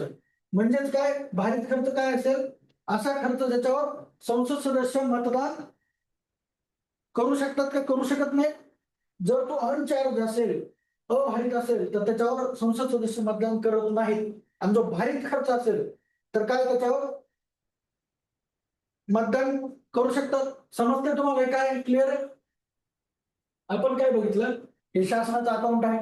राष्ट्रपती असेल, उपराष्ट्रपती असेल, लोकसभेचे अध्यक्ष असतील, उपाध्यक्ष असतील, राज्यसभेचे अध्यक्ष, सभापती, उपसभापती किंवा युपीएससीचे जे चेअरमन आहेत त्यांचं काय असतं, हे निष्पक्ष राहावे. आता जर यांचं जर पगार ठरवण्याचा, यांना जर खर्च देण्याचा अधिकार जर संसदेकडे गेला, संसदेचे सदस्य जर त्याच्यावर मतदान घेऊ शकतील, तर याचा अर्थ काय, या लोकांचे जी निष्पक्षता असते, जी न्यूट्रॅलिटी असते, ते कंटिन्यू राहील का, नाही राहणार. जे काही संविधानिक पद असतात, जे महत्वाचे पद असतात, त्यांना काय असते, त्यांचा पगार किंवा त्यांचा खर्च ठरवण्याचा अधिकार संसदेच्या सदस्याला दिला गेला नाहीये आपल्या याच्यामध्ये, संविधानामध्ये. तर मग त्याच्यामध्ये काय केलं, की अशा लोकांचा खर्च काय झाला असतो, त्याला म्हणतात चार्ज एक्सपेंडिचर. चार्ज एक्सपेंडिचर म्हणजे भारित खर्च म्हणजे काय, ज्याच्यावर असा खर्च ज्याच्यावर संसदेचे सदस्य काय करतात, मतदान करू शकत नाहीत. राष्ट्रपतीचे पगार असतील, उपराष्ट्रपतीचे पगार असतील, लोकसभेचे अध्यक्ष उपाध्यक्ष, राज्यसभेचे सभापती उपसभापती, युपीएससीचे अधिकारी यांचे जे पगार आहेत, त्यांचा जो खर्च आहे, कॅग, इव्हन कॅगचं, यांचा जो खर्च आहे तो काय असतो, चार्ज एक्सपेंडिचर असतो. म्हणजे याच्यावर मतदान लोकसभेचे सदस्य करू शकत नाहीत. क्लिअर. मग आता लोकसभेचे मतदान कुणावर करू शकतात, त्यांचे जे पगार असतात, लोकसभेचे सदस्य असतील, राज्यसभेचे सदस्य असतील, बाकीचे ज्या योजनेवरचा खर्च असतो, जो कर्ज कसं घ्यायचं, काय घ्यायचं, त्याची परतफेड कशी करायची, हे सगळं आपण काय म्हणतो, बजेट म्हणतो त्याला.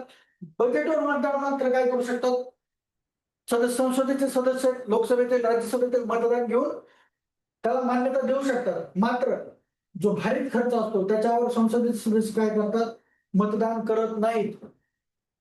मग आता सांगा मला, की संसदेचे जे सदस्य आहेत, खासदार आहेत, त्यांचे जे पगार आहेत ते चार्ज एक्सपेंडिचर असतात का, तर ते चार्ज एक्सपेंडिचर नसतात, ते अनचार्ज एक्सपेंडिचर आहे. अनचार्ज म्हणजेच काय, त्यांच्यावर खासदार मतदान करू शकतात. क्लिअर? खासदाराचे पगार ठरवण्याचा, त्यांचा खर्च ठरवण्याचा अधिकार कोणाला आहे? संसदेला आहे. त्यालाच म्हणायचं अनचार्ज एक्सपेंडिचर. आणि चार्ज एक्सपेंडिचर म्हणजे असा खर्च ज्यावर संसद सदस्य मतदान करत नाहीत. का करत नाहीत? कारण असे जे संविधानिक पद आहेत त्यांची निष्पक्षता करणं, त्यांचे जर पगार आणि खर्च जर संसद सदस्याच्या हातामध्ये ठेवले तर ते आपले कार्य पूर्णपणे पार पाडू शकणार नाहीत.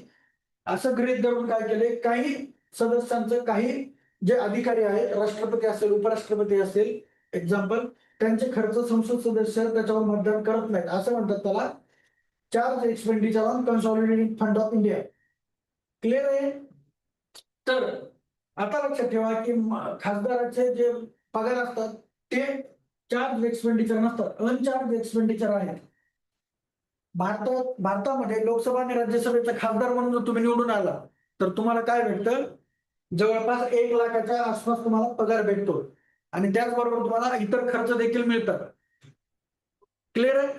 त्याच्यानंतर तुम्ही पेन्शनसाठी सुद्धा पात्र असतात. खासदारांना रिटायर झाल्यानंतर काय असते? पेन्शन देखील मिळते. क्लिअर? त्याच्याबरोबर आपण आता काय करूया, पीठासीन अधिकारी. सर, ओके, सर्वोच्च न्यायालयाचे सरन्यायाधीशांचा पगार भारित खर्च किंवा भारित भारित खर्च. अगेन भारित खर्च. सर्वोच्च न्यायालय, उच्च न्यायालय यांच्या पगारावर देखील संसदेचे सदस्य मतदान करू शकत नाहीत. त्यांचा खर्च भारित खर्चच असतो. क्लिअर आहे? पीठासीन अधिकारी कोण कोण पीठासीन? म्हणजे आता बघा, आपण शाळेमध्ये होतो. शाळेमध्ये काय असतं, एक आपण सगळे विद्यार्थी बसतो, त्याच्यामधून एकाची निवड काय केली जाते? मॉनिटर म्हणून केली जाते. तो मॉनिटर कोण असतो? आपल्यापैकीच असतो. विद्यार्थ्यांपैकीच एकाची निवड मॉनिटर म्हणून केली जाते. आणि त्या मॉनिटरचं काम काय असतं की वर्गामध्ये काय करायचं? शिस्त कायम राखणं. जर कोणी गडबड गोंधळ करत असेल त्याचे नाव लिहायचे आणि ते कुणाला सांगायचे? जे वर्ग प्रमुख असतील, वर्ग शिक्षक असतील किंवा जे इतर शिक्षक असतील त्यांना त्याची माहिती देणं. वर्ग शिक्षक आणि वर्ग म्हणजे वर्गातील विद्यार्थी याच्यामध्ये समन्वय साधणं. बरोबर? याचं सगळं काम कोण करतं? आपलं मॉनिटर करतो. आता पीठासीन अधिकारी म्हणजे जे सभागृह असतात आपले, त्याचे प्रमुख कोण असतात? म्हणजे सभागृहामध्ये कामकाज कसं चालेल, सभागृहामध्ये कोण बोलणार, आता किती वेळ बोलणार, बरं सभागृहाचं कामकाज कशा पद्धतीने आपल्याला चालवायचं आहे, कशावर मतदान घ्यायचं, कशावर नाही घ्यायचं, कुठले प्रस्ताव स्वीकारायचे, कुठले अस्वीकार करायचे, हे सगळ्यासाठी कुणीतरी तिथं प्रमुख असला पाहिजे. त्यालाच काय म्हणतात? पीठासीन अधिकारी. लोकसभा आणि राज्यसभा. लोकसभेचे काय असतात? अध्यक्ष म्हणजे स्पीकर. आपण बघितलं की आपल्या वर्गामध्ये मॉनिटर आपण निवडतो. तो मॉनिटर कोण असतो? आपल्यापैकीच एक विद्यार्थी असतो. आपल्यापैकी एका विद्यार्थ्याचीच आपण काय करतो? मॉनिटर म्हणून निवड करतो. तसंच अध्यक्षाची निवड देखील लोकसभेचं काय केलं जातात? लोकसभेचे जे सदस्य निवडून आलेले, लोकसभेचे जे खासदार आहेत ते आपल्यामधून एकाची निवड काय करतात? लोकसभेचे अध्यक्ष म्हणून करतात. त्याच्यानंतर काय असतं? उपाध्यक्ष पण असतात. Deputy speaker. डेप्युटी स्पीकरची निवड देखील कोण करतं? सदस्य जे लोकसभेचे खासदार आहेत ते आपल्यामधून एकाची निवड उपाध्यक्ष म्हणून करतात. उपाध्यक्षाचे काम काय असेल? मग जर अध्यक्ष उपस्थित नसतील तर अध्यक्षांचे काम कोण पार पाडणार? उपाध्यक्ष. बघा, आपण टीव्ही मध्ये बघतो, लोकसभा राज्यसभा असते, समोर अर्धगोलाकृतीमध्ये सगळे सदस्य खासदार बसलेले असतात आणि एक मुख्य उंच भागावर काय असते? एक खुर्ची ठेवलेली असते, त्याच्यावर एक व्यक्ती बसलेला असतो आणि तो सगळ्या कामकाजाचं काय करत असतो? नियंत्रण करत असतो. तोच असतो अध्यक्ष किंवा उपाध्यक्ष. त्याच्यानंतर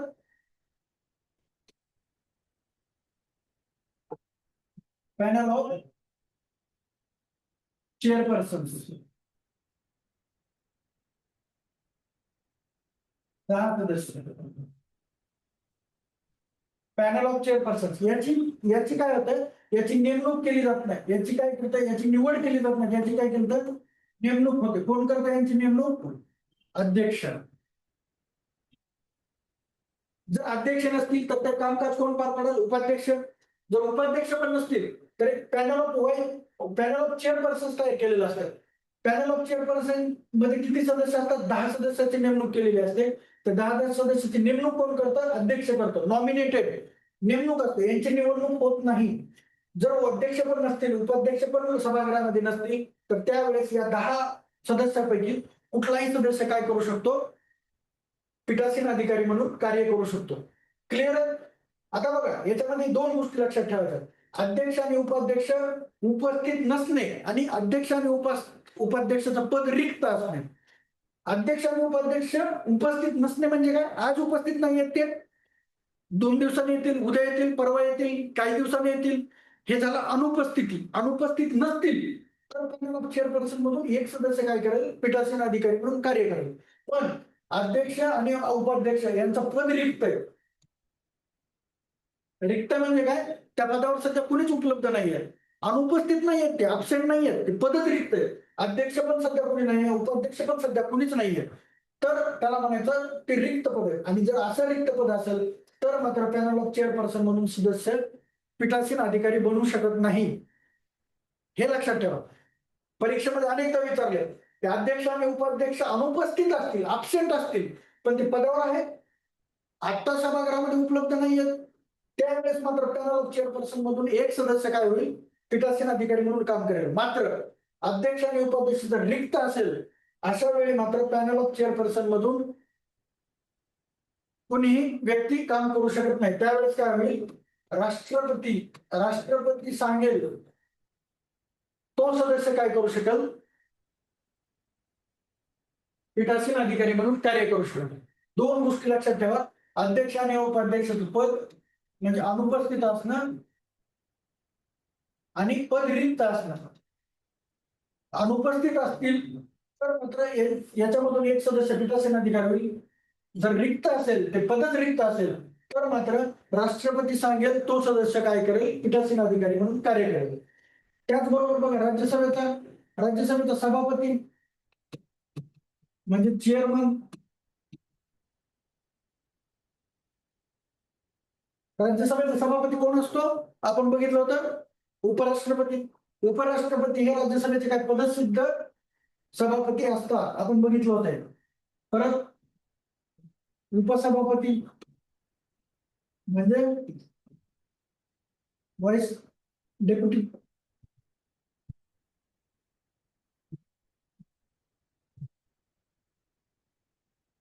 डेप्युटी चेअरमन. त्याच्यानंतर पॅनल ऑफ व्हाईस चेअरपर्सन. इथं पॅनल ऑफ चेअरपर्सन, इथं पॅनल ऑफ व्हाईस चेअरपर्सन.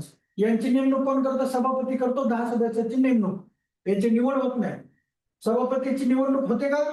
सभापतीची निवडणूक म्हणजेच उपराष्ट्रपतीची निवडणूक. जो उपराष्ट्रपती म्हणून निवडून येतो तोच राज्यसभेचा काय असतो? पदसिद्ध सभापती असतो. त्याच्यानंतर उपसभापती देखील निवडला जातो. सदस्य आपल्यामधून एकाची निवड उपसभापती म्हणून करतात. पॅनल ऑफ व्हाईस चेअरपर्सनची निवडणूक होत नाही, त्यांची नेमणूक करतो सभापती. अगेन याच्यामध्ये पण 2 कंडिशन आहेत. एक, सभापती पण अनुपस्थित आहेत त्यावेळेस कोण करेल? उपसभापती. समजा सभापती पण नाही, उपसभापती पण अनुपस्थित, त्यावेळेस कोण करेल? पॅनल ऑफ व्हाईस चेअरपर्सन मधून एक सदस्य पीठासीन अधिकारी म्हणून कार्य करेल. मात्र सभापती आणि उपसभापती हे दोन्ही पद रिक्त आहेत. या पदावर सध्या कुणीच उपलब्ध नाहीये, या पदावर खाली आहे, भरलेले नाहीये, रिक्त आहे. अशा वेळेस मात्र पॅनल ऑफ व्हाईस चेअरपर्सन मधून कोणीही पीठासीन अधिकारी होणार नाही. पीठासीन अधिकारी कोण होईल? जो राष्ट्रपती सांगेल तो सदस्य पीठासीन अधिकारी म्हणून काम करेल. क्लिअर आहे? अगेन यांचं आपण काय काय बघितलं? निवडणूक. या दोन्हीचं निवडणूक कशी होणार? संसदेचे सदस्य आपल्यामधूनच, राज्यसभेचे सदस्य सभापती, अध्यक्ष आणि उपाध्यक्ष निवड करणार आणि राज्यसभेचे सदस्य काय करणार? आपल्यामधून उपसभापतीची निवडणूक करणार. यांचा टेन्युअर काय असतो? कार्यकाळ लोकसभेचा अध्यक्षाचा किंवा अध्यक्षाचा कार्यकाळ काय असतो, नवीन लोकसभा अस्तित्वात येईपर्यंत ते अध्यक्ष पदावर राहतात. म्हणजे आपण बघितलं दर 5 वर्षांनी लोकसभा काय करते, विसर्जित होते. लोकसभा विसर्जित झाल्यानंतर अध्यक्षाचं पद मात्र संपत नाही. त्यांचं पद कधी संपतं, ज्यावेळेस नवीन लोकसभा अस्तित्वात येते. म्हणजे लोकसभा 5 वर्षांनी जरी विसर्जित झाली तरी पण अध्यक्ष मात्र पदावर कायम राहतात. कुठपर्यंत, नवीन लोकसभा निवडून जोपर्यंत येत नाही तोपर्यंत. हे लक्षात ठेवा. हे अनेक वेळा विचारलंय की लोकसभेच्या अध्यक्षाचा कार्यकाळ हा लोकसभेचा कार्यकाळ इतकाच असतो, तर हे वाक्य काय चुकीचं आहे. लोकसभेचा अध्यक्षाचा कार्यकाळ लोकसभेपेक्षा जास्त असतो, कारण नवीन लोकसभा अस्तित्वात येईपर्यंत अध्यक्ष हे आपल्या पदावर काय असतात, कायम असतात. त्याच्यानंतर यांना पदावरून काढायचं, पदावरून काढण्यासाठी यांना काय लागतं, इफेक्टिव्ह मेजॉरिटी. इफेक्टिव्ह मेजॉरिटी म्हणजे प्रभावी बहुमत. प्रभावी बहुमत आपण बघितलं होतं. प्रभावी बहुमत म्हणजे काय, एकूण जागा मायनस रिक्त जागा. म्हणजे 100 जर एकूण जागा आहे त्याच्यापैकी 10 पद जर रिक्त आहेत तर प्रभावी बहुमताला तुम्हाला किती लागेल, 90चं प्रभावी बहुमत म्हणजे 46. 90चं निम्म 45 प्लस 1 46. म्हणजे एकूण सदस्य संख्या 100 असेल आणि 10 जर रिक्त असेल तर टोटल सदस्य किती झाले, 90. 90 पैकी बहुमत लागेल म्हणजे 46. म्हणजे जर यांना पदावरून काढायचं असेल, अध्यक्ष, सभापती, उपसभापती किंवा अध्यक्ष उपाध्यक्ष यांना, तर कुठलं बहुमत लागतं हे तर बरेचदा विचारलंय. ते कुठलं आहे, प्रभावी बहुमत. क्लिअर आहे. त्यांचं बघितलं आपण, त्यांचं कार्य काय असतं, सभागृहामध्ये सभागृहाचं कामकाज चालवणे, शिस्त कायम राखणे, हे सगळं यांचे काम आहे. उपराष्ट्रपतीचं पण आपण बघितलं, डेप्युटी चेअरमन, उपसभापती, अध्यक्ष, उपाध्यक्ष. क्लिअर आहे. त्यांची निवडणूक कोण करतात, किती काळासाठी त्यांची निवडणूक असते, पदावरून त्यांना कशा पद्धतीने काढलं जाऊ शकतं. हे लक्षात ठेवा की या चारही लोकांना काढण्यासाठी कुठल्या बहुमताची आवश्यकता असते, इफेक्टिव्ह मेजॉरिटी. इफेक्टिव्ह मेजॉरिटी म्हणजे काय, एकूण जागा मायनस रिक्त जागा. क्लिअर आहे. क्लिअर आहे इथपर्यंत, समजतंय. चला पुढच्या वेळेस येतो पीठासीन अधिकाऱ्याच्या पुढचं परत काय असतात, सभागृहामध्ये नेते असतात.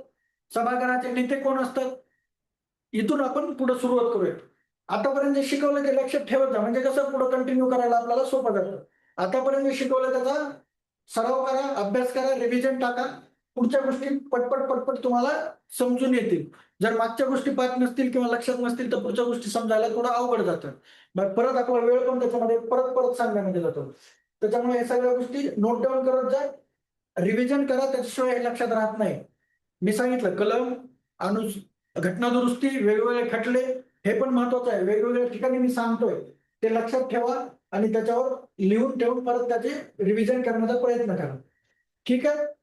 काही प्रॉब्लेम कोणाला, काही कुठल्या गोष्टी समजल्या नाही,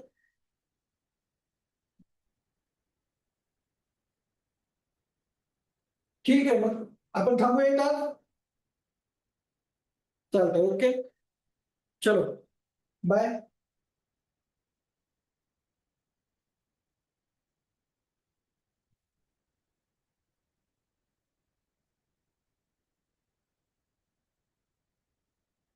साडेबारा वाजेपर्यंत लेक्चर आहे आपलं.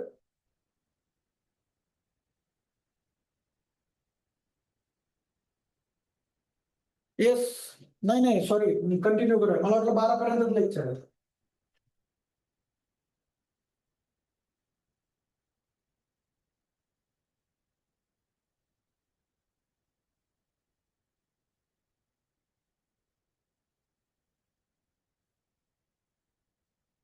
चला, हे सगळं क्लिअर झालं का. लोकसभेचा अध्यक्ष, उपाध्यक्ष किंवा राज्यसभेचे सभापती, उपसभापती यांना पदावरून काढायचं असेल तर कुठल्या बहुमताची आवश्यकता असते, इफेक्टिव्ह मेजॉरिटी, प्रभावी बहुमत. काय प्रभावी बहुमत, एकूण जागा मायनस रिक्त जागा. क्लिअर. हे सगळं व्यवस्थित लक्षात ठेवा.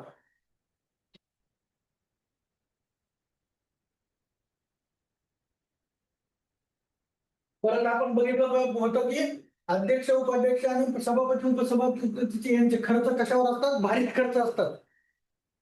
कशामुळे भारित खर्च असतात? कारण त्यांना स्वतंत्रपणे काम करता यावं आणि त्यांची निष्पक्षता सिद्ध करता यावी. निष्पक्ष आणि स्वतंत्रपणे काम त्यांना करता यावं याच्यासाठी अध्यक्ष उपाध्यक्ष सभापती उपसभापती यांचे पगार याच्यावर संसद सदस्य मतदान करू शकत नाहीत. म्हणजे त्यांचा खर्च काय असतो? भारित खर्च असतो.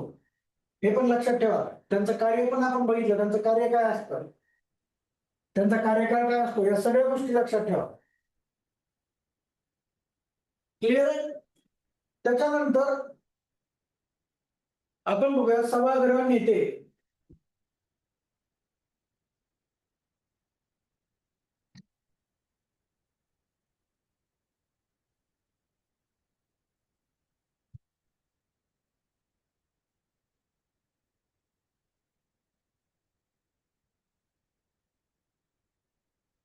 Leaders of house.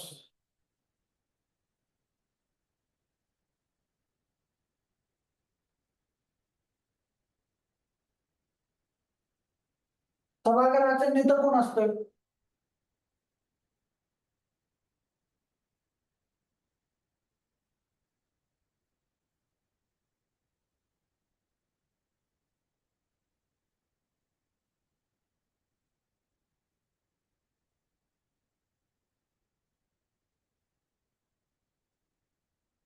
हे ऐकले की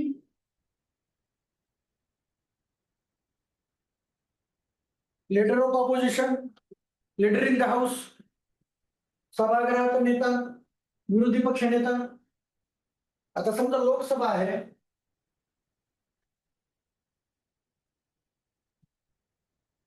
लोकसभेमध्ये सभागृहाचा नेता कोण असतो? जर पंतप्रधान लोकसभेचे सदस्य असतील, म्हणजे पंतप्रधान जर लोकसभेवर निवडून आलेले खासदार असतील, म्हणजे नरेंद्र मोदी यांची निवडणूक लोकसभेवर आहे का राज्यसभेवर आहे? नरेंद्र मोदी लोकसभेचे सदस्य म्हणून निवडून आले आहेत. मग ज्या सभागृहाचा पंतप्रधान सदस्य असेल, म्हणजे मनमोहन सिंग बघा फॉर एक्झाम्पल, मनमोहन सिंग हे लोकसभेचे सदस्य नव्हते. ते काय होते? राज्यसभेचे सदस्य होते. तर पंतप्रधान ज्या सभागृहाचा सदस्य असेल, सभागृहाचा नेता काय होईल?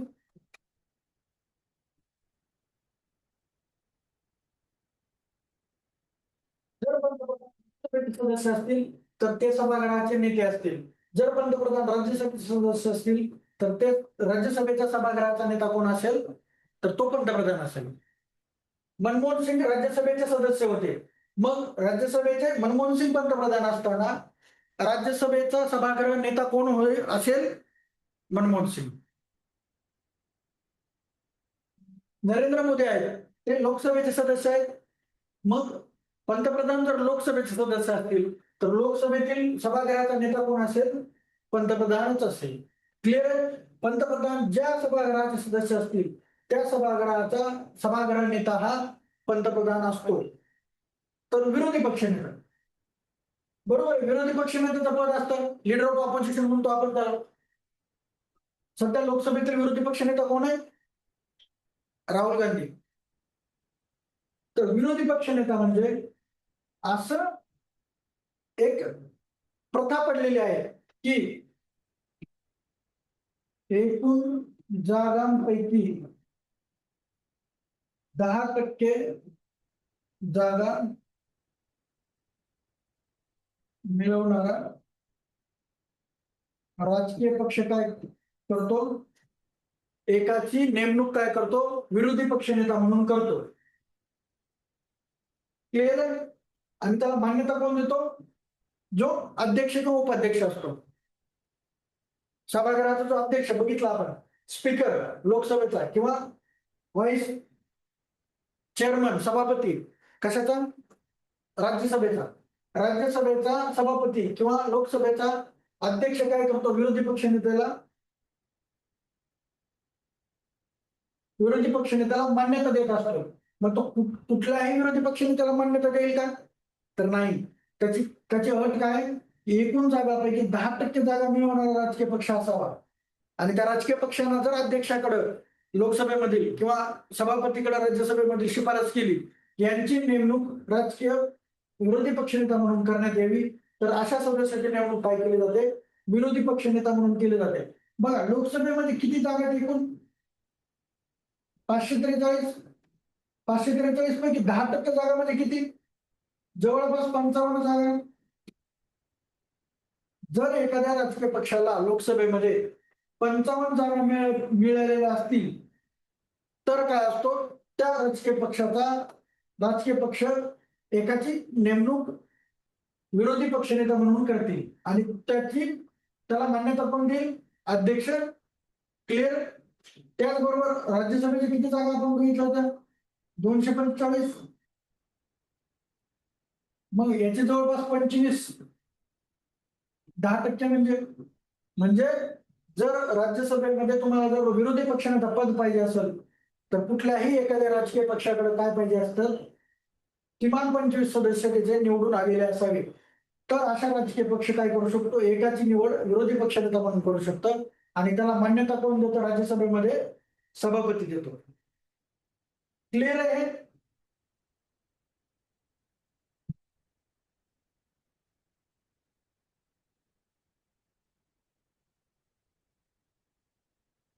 हे संविधानानुसार नाही, हे लक्षात ठेवा. 10% जागेची जी मर्यादा आहे किंवा एखाद्या राजकीय पक्षाला 10% जागा भेटल्या पाहिजेत, जी कन्व्हेन्शन आहे, जी प्रथा चालत आलेली आहे.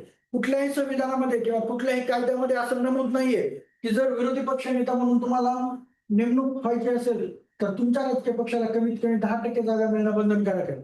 असं कुठेही नाही, पण ही प्रथा चालत आलेली convention, it is a convention. प्रथा चालत आलेली आहे. त्याच्यामधून असं निश्चित केलं गेलंय की जर 10% जागा असतील तरच त्या पक्षाला विरोधी पक्षनेता म्हणून मान्यता देण्यात येते. क्लिअर? मग बघा लोकसभेमध्ये जर पंतप्रधान सदस्य असतील तर लोकसभेचे नेते असतील पंतप्रधान. जर राज्यसभेमध्ये सदस्य असतील तर त्या राज्यसभेचे नेते असतील पंतप्रधान. मात्र जर पंतप्रधान लोकसभेचे नेते तर ते लोकसभेचे सदस्य आहेत तर ते लोकसभेचे नेते होतील. मग राज्यसभेमध्ये कोण सदस्य? तो राज्यसभेचा नेता कोण असेल? पंतप्रधान नियुक्त मंत्री. क्लिअर आहे? समजा पंतप्रधान लोकसभेचे सदस्य आहेत, लोकसभेचे खासदार आहेत, तर लोकसभेचा सभागृह नेता कोण असेल? पंतप्रधान असतील. मग राज्यसभेमध्ये सभागृहाचा नेता कोण असेल? तर पंतप्रधान एका मंत्र्याची नेमणूक काय करेल? सभागृहाचा नेता म्हणून करेल आणि मग तोच मंत्री काय करेल? राज्यसभेमध्ये सभागृहाचा नेता म्हणून कार्य करेल. क्लिअर? समजलं? ज्या सभागृहाचे पंतप्रधान सदस्य असतील त्या सभागृहाचा नेता पंतप्रधान असतील आणि दुसऱ्या सभागृहामध्ये सभागृहाचा नेता कोण असेल? पंतप्रधानाद्वारे नियुक्त करण्यात आलेला कुठलाही मंत्री त्या सभागृहाचा नेता म्हणून काम पार पाडेल. तसंच दोन्ही सभागृहामध्ये लोकसभेमध्ये आणि राज्यसभेमध्ये विरोधी पक्षनेता कोण असेल? असं कन्व्हेन्शन आहे, असं प्रथा चालत आलेली आहे की एकूण जागांपैकी ज्या राजकीय पक्षाला 10% पेक्षा जास्त मिळवतील तो राजकीय पक्ष एकाची नेमणूक करेल विरोधी पक्षनेता म्हणून आणि त्यांना मान्यता देईल लोकसभेमध्ये अध्यक्ष, राज्यसभेमध्ये सभापती. क्लिअर? म्हणजे विरोधी पक्षनेता, सभागृह नेता हे अशा पद्धतीनं निवडले जातात. त्याच्यानंतर अजून एक बघा, सभागृहामध्ये नेते म्हटलं तर अजून एक त्याच्यामध्ये येतं. तुम्ही बघितलं असेल की वेगवेगळ्या कारणामध्ये व्हीप म्हणजे काय? इंग्लिशमध्ये व्हीप म्हणजे हंटर असतो, हंटर चाबूक, त्याला व्हीप म्हणतात. तर सभागृहाचे नेते आपण कोण बघितलं? पहिल्यांदा सभागृहाचा नेता, त्याच्यानंतर विरोधी पक्ष नेता, त्याचबरोबर सभागृहामध्ये काय असतो की व्हीप नावाचा एक अधिकारी असतो. कोण असतो व्हीप? व्हीप म्हणजे असा राजकीय पक्षाचा सदस्य ज्याच्या निर्देशाचे पालन करणे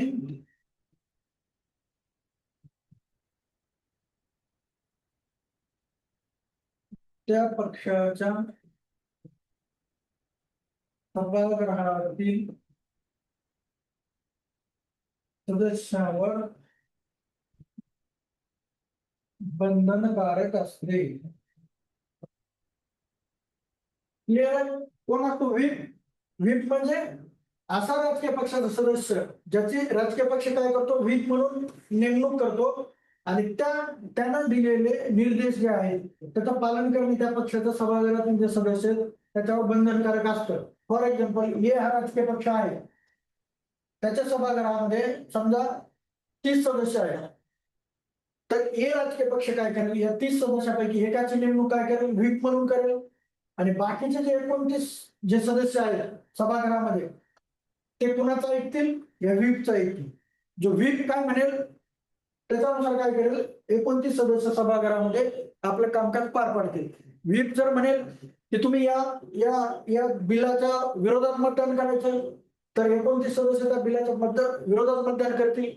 जर व्हीप म्हणेल की एखादा निर्णय घ्यायचा आहे, त्या निर्णयाच्या बाजूने बोलायचं आहे का त्या निर्णयाच्या विरोधात बोलायचं आहे, तर मग त्यानुसार 29 सदस्य काय करतील, त्या व्हीपचं म्हणणं ऐकून आपलं काम पार पडतील.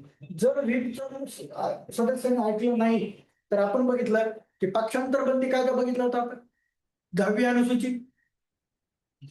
त्या 10वी अनुसूचीनुसार जर तुम्ही व्हीपचं ऐकलं नाही तर तुमच्यावर काय केलं जाऊ शकतं, तुमच्यावर अपात्रता घोषित केली जाऊ शकते, तुमचं सदस्य काय होऊ शकतं, रद्द होऊ शकतं. ते 10वी अनुसूची अंतर्गत. पक्षांतर बंदी म्हणजे व्हीप हा सभागृहातील असा एक नेता असतो की जो राजकीय पक्ष त्याची नेमणूक करतो, राजकीय पक्षाचा सदस्य असतो. असा राजकीय पक्षाचा सदस्य ज्याच्या निर्देशाचे पालन करणे त्या पक्षाच्या सभागृहातील सदस्यांवर बंधनकारक असते.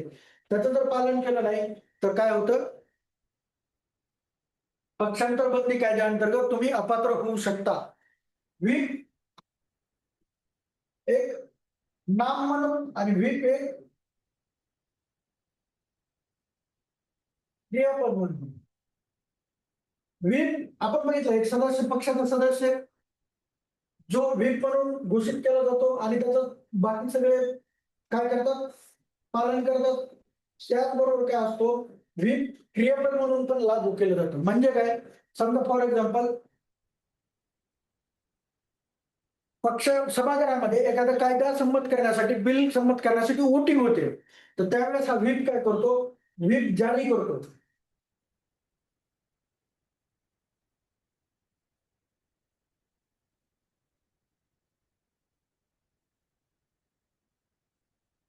व्हीप नाम पण आहे, म्हणजे तो एक सदस्य पण असतो, सभागृहाचा नेता म्हणून कार्यरत असतो, त्याला व्हीप म्हणतात. आणि त्याचबरोबर व्हीप काय करतो, असा निर्देश जारी करतो. व्हीपनं जारी केलेला निर्देश, व्हीपनं प्रसारित केलेला निर्देश त्याला आपण व्हीपच म्हणतात. व्हीप जारी करणे, व्हीपचं जर पालन केलं नाही तर तुमच्यावर पक्षांतर बंदी कायद्याअंतर्गत अपात्रता घोषित केली जाते. म्हणजे तुम्हाला 2 पद्धतीने प्रश्न विचारू शकतात. एक, सभागृहामध्ये व्हीप कोण असतो, व्हीप एक सभागृहाचा नेता आहे. कोण त्याची नेमणूक करतं, राजकीय पक्ष. त्याचं कार्य काय असतं की आपल्या सभागृहातील राजकीय पक्षाचे जे सदस्य आहेत त्यांना काय करणं, निर्देश देणे. त्यानं दिलेल्या निर्देशाला, व्हीपनं दिलेल्या निर्देशाला पण व्हीपच म्हणतात, ते झालं क्रियापद. व्हीपनं दिलेला निर्देश तो पण व्हीप. व्हीप जारी झाला. व्हीप जर एखादा अशा नेत्याला व्हीप दिला तर त्याचं पालन करणं हे त्या पक्षाच्या सदस्यांना काय असतं, बंधनकारक असतं. म्हणजे व्हीप ज्यावेळेस आपण म्हणतो तर त्यावेळेस तुमच्या डोळ्यासमोर 2 गोष्टी आल्या पाहिजेत. व्हीप एक सभागृहातील नेता आणि व्हीप एक घोषित केलेला निर्देश, इन्स्ट्रक्शन्स. क्लिअर? तर अशा पद्धतीनं सभागृहामध्ये व्हीप पण असतो. व्हीप म्हणजे बघा, इंग्लिशमध्ये व्हीप म्हणजे हंटर. हंटर कधी चालवतो आपण, पुढच्याला गाईड करण्यासाठी, पुढच्याला नियंत्रणात आणण्यासाठी.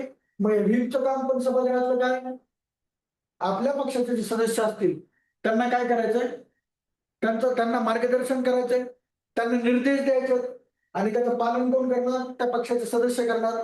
त्यांनी जर पालन केलं नाही तर पक्षांतर बंदी कायद्याअंतर्गत ते सदस्य काय होतात, अपात्र होऊ शकतात. क्लिअर आहे?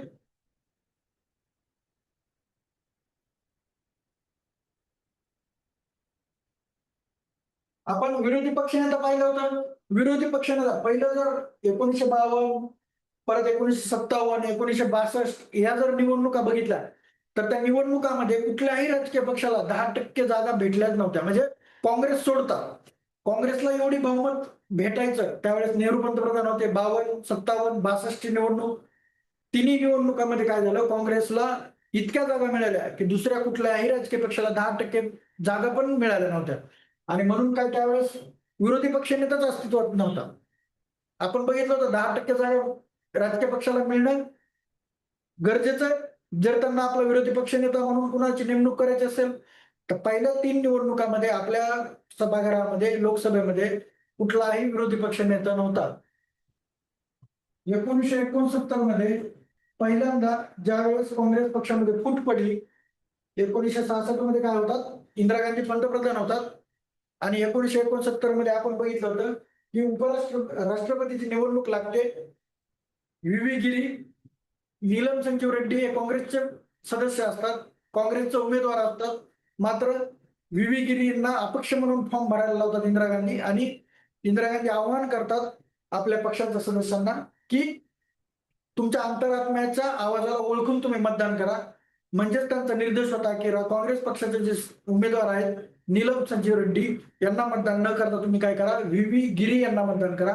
आणि 1969 मध्ये काय होतं, व्ही गिरी हे संसदेत राष्ट्रपती म्हणून आपले काय नेमणूक त्यांची होते, त्यांची निवड होते.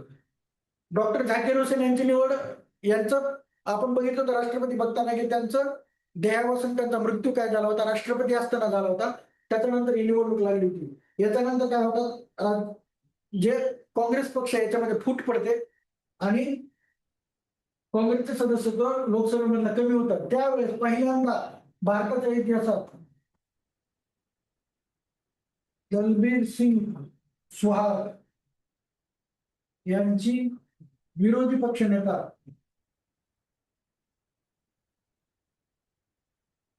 म्हणून निवड केली जाते. क्लिअर आहे? हे पण लक्षात ठेवा की भारतामध्ये पहिला विरोधी पक्षनेता लोकसभेतील कोण होता, तर दलबीर सिंग सुहाग. त्यांची नेमणूक 1969 मध्ये झाली. त्याच्या आधी नेमणूक लोकसभेमध्ये विरोधी पक्षनेत्याची झाली नाही. का झाली नाही?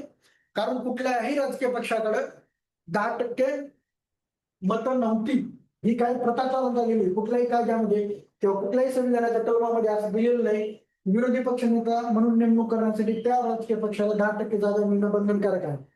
आणि जे प्रथा चालत आलेली आहे म्हणून ती प्रथा भारतामध्ये स्वीकारण्यात आली. आणि पहिल्यांदा 1969 मध्ये दलबीर सिंग सुहाग यांची काय झाली, विरोधी पक्षनेता लोकसभेतील म्हणून नेमणूक करण्यात आली. आपल्याला माहिती की 1919चा कायदा आपण इतिहासामध्ये पण वाचतो किंवा पॉलिटीमध्ये पण आपण ज्यावेळेस इंग्रजांच्या काळामधील संविधानिक सुधारणा ज्या भारतामध्ये झाल्या, 1919चा कुठला कायदा होता, Montagu Chelmsford act. Montagu Chelmsford act द्विगृही सभागृह झाले, वरिष्ठ सभागृह आणि कनिष्ठ सभागृह. त्याच्यामध्ये पहिल्यांदा भारतामध्ये काय केलं गेलं, अध्यक्ष आणि उपाध्यक्ष यांची पण निवडणूक केली गेली आणि त्याच्याबरोबर पक्षनेता आणि विरोधी पक्षनेता त्यावेळेचे निवडले गेले. तर आपण काय बघितलं की सभागृहाचे नेते कुठले कुठले बघितले आपण. पहिल्यांदा पंतप्रधान ज्या सभागृहाचे सदस्य असतील त्या सभागृहामध्ये सभागृहाचे नेते कोण असतील, पंतप्रधान असतील. त्याच्यानंतर विरोधी पक्ष नेता 10% मत, 10% जागा मिळणं बंधनकारक आहे विरोधी पक्ष नेता जर तुमचं करायचं असेल कुठल्याही राजकीय पक्षाला. आणि त्याच्यानंतर आपण बघितलं व्हीप. तर हे तिन्ही सभागृहातील काय असतात, नेते असतात. आपल्या पक्षाच्या सदस्यांना मार्गदर्शन करणं आणि त्यांच्याकडून सभागृहामध्ये काम करून घेणं हे यांचं काम आहे. क्लिअर आहे? आता पुढच्या वेळेस येताना तुम्ही लोकसभा आणि राज्यसभेतील सभागृह नेते कोण आहेत, विरोधी पक्ष नेता कोण आहेत आणि मुख्य बीजेपी आणि काँग्रेस या पक्षांचे मुख्य व्हीप कोण आहेत हे बघून या. क्लिअर?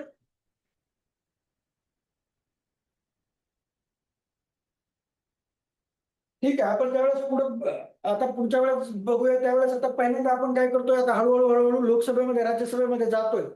पहिल्यांदा आपण वर बघितलं की लोकसभा काय असते, राज्यसभा काय असते, त्याच्यानंतर त्याचे सदस्य कसे असतात, त्यांची निवडणूक कशी होते, त्यांची पात्रता काय असते, त्यांची अपात्रता कशी होतात, त्याच्यानंतर सभागृहामध्ये नेते कुठले असतात, सभागृहाचे पीठासीन अधिकारी कुठले कुठले असतात. आता पुढच्या वेळेस ज्यावेळेस आपण भेटूया त्यावेळेस काय करूया, सभागृहामध्ये नेमकं कामकाज कसं चालतं हे हळूहळू आता बघूया. म्हणजे सभागृहाच्या कामकाजाकडे आपण हळूहळू वळतोय. सभागृहामध्ये सगळं जे आवश्यक होतं ते सगळं तुमच्याकडे माहिती आता आलेली आहे. आता सभागृहामध्ये कशा पद्धतीचं काम होतं, काय काम होतं, कशा पद्धतीने त्याच्यावर मतदान घेतलं जातं, ह्या सगळ्या गोष्टी आपण पुढच्या सेशन मध्ये बघूया. क्लिअर आहे? ठीक आहे, मग 12:30 वाजले, थांबूया आपण इथं. कुणाला काय प्रॉब्लेम?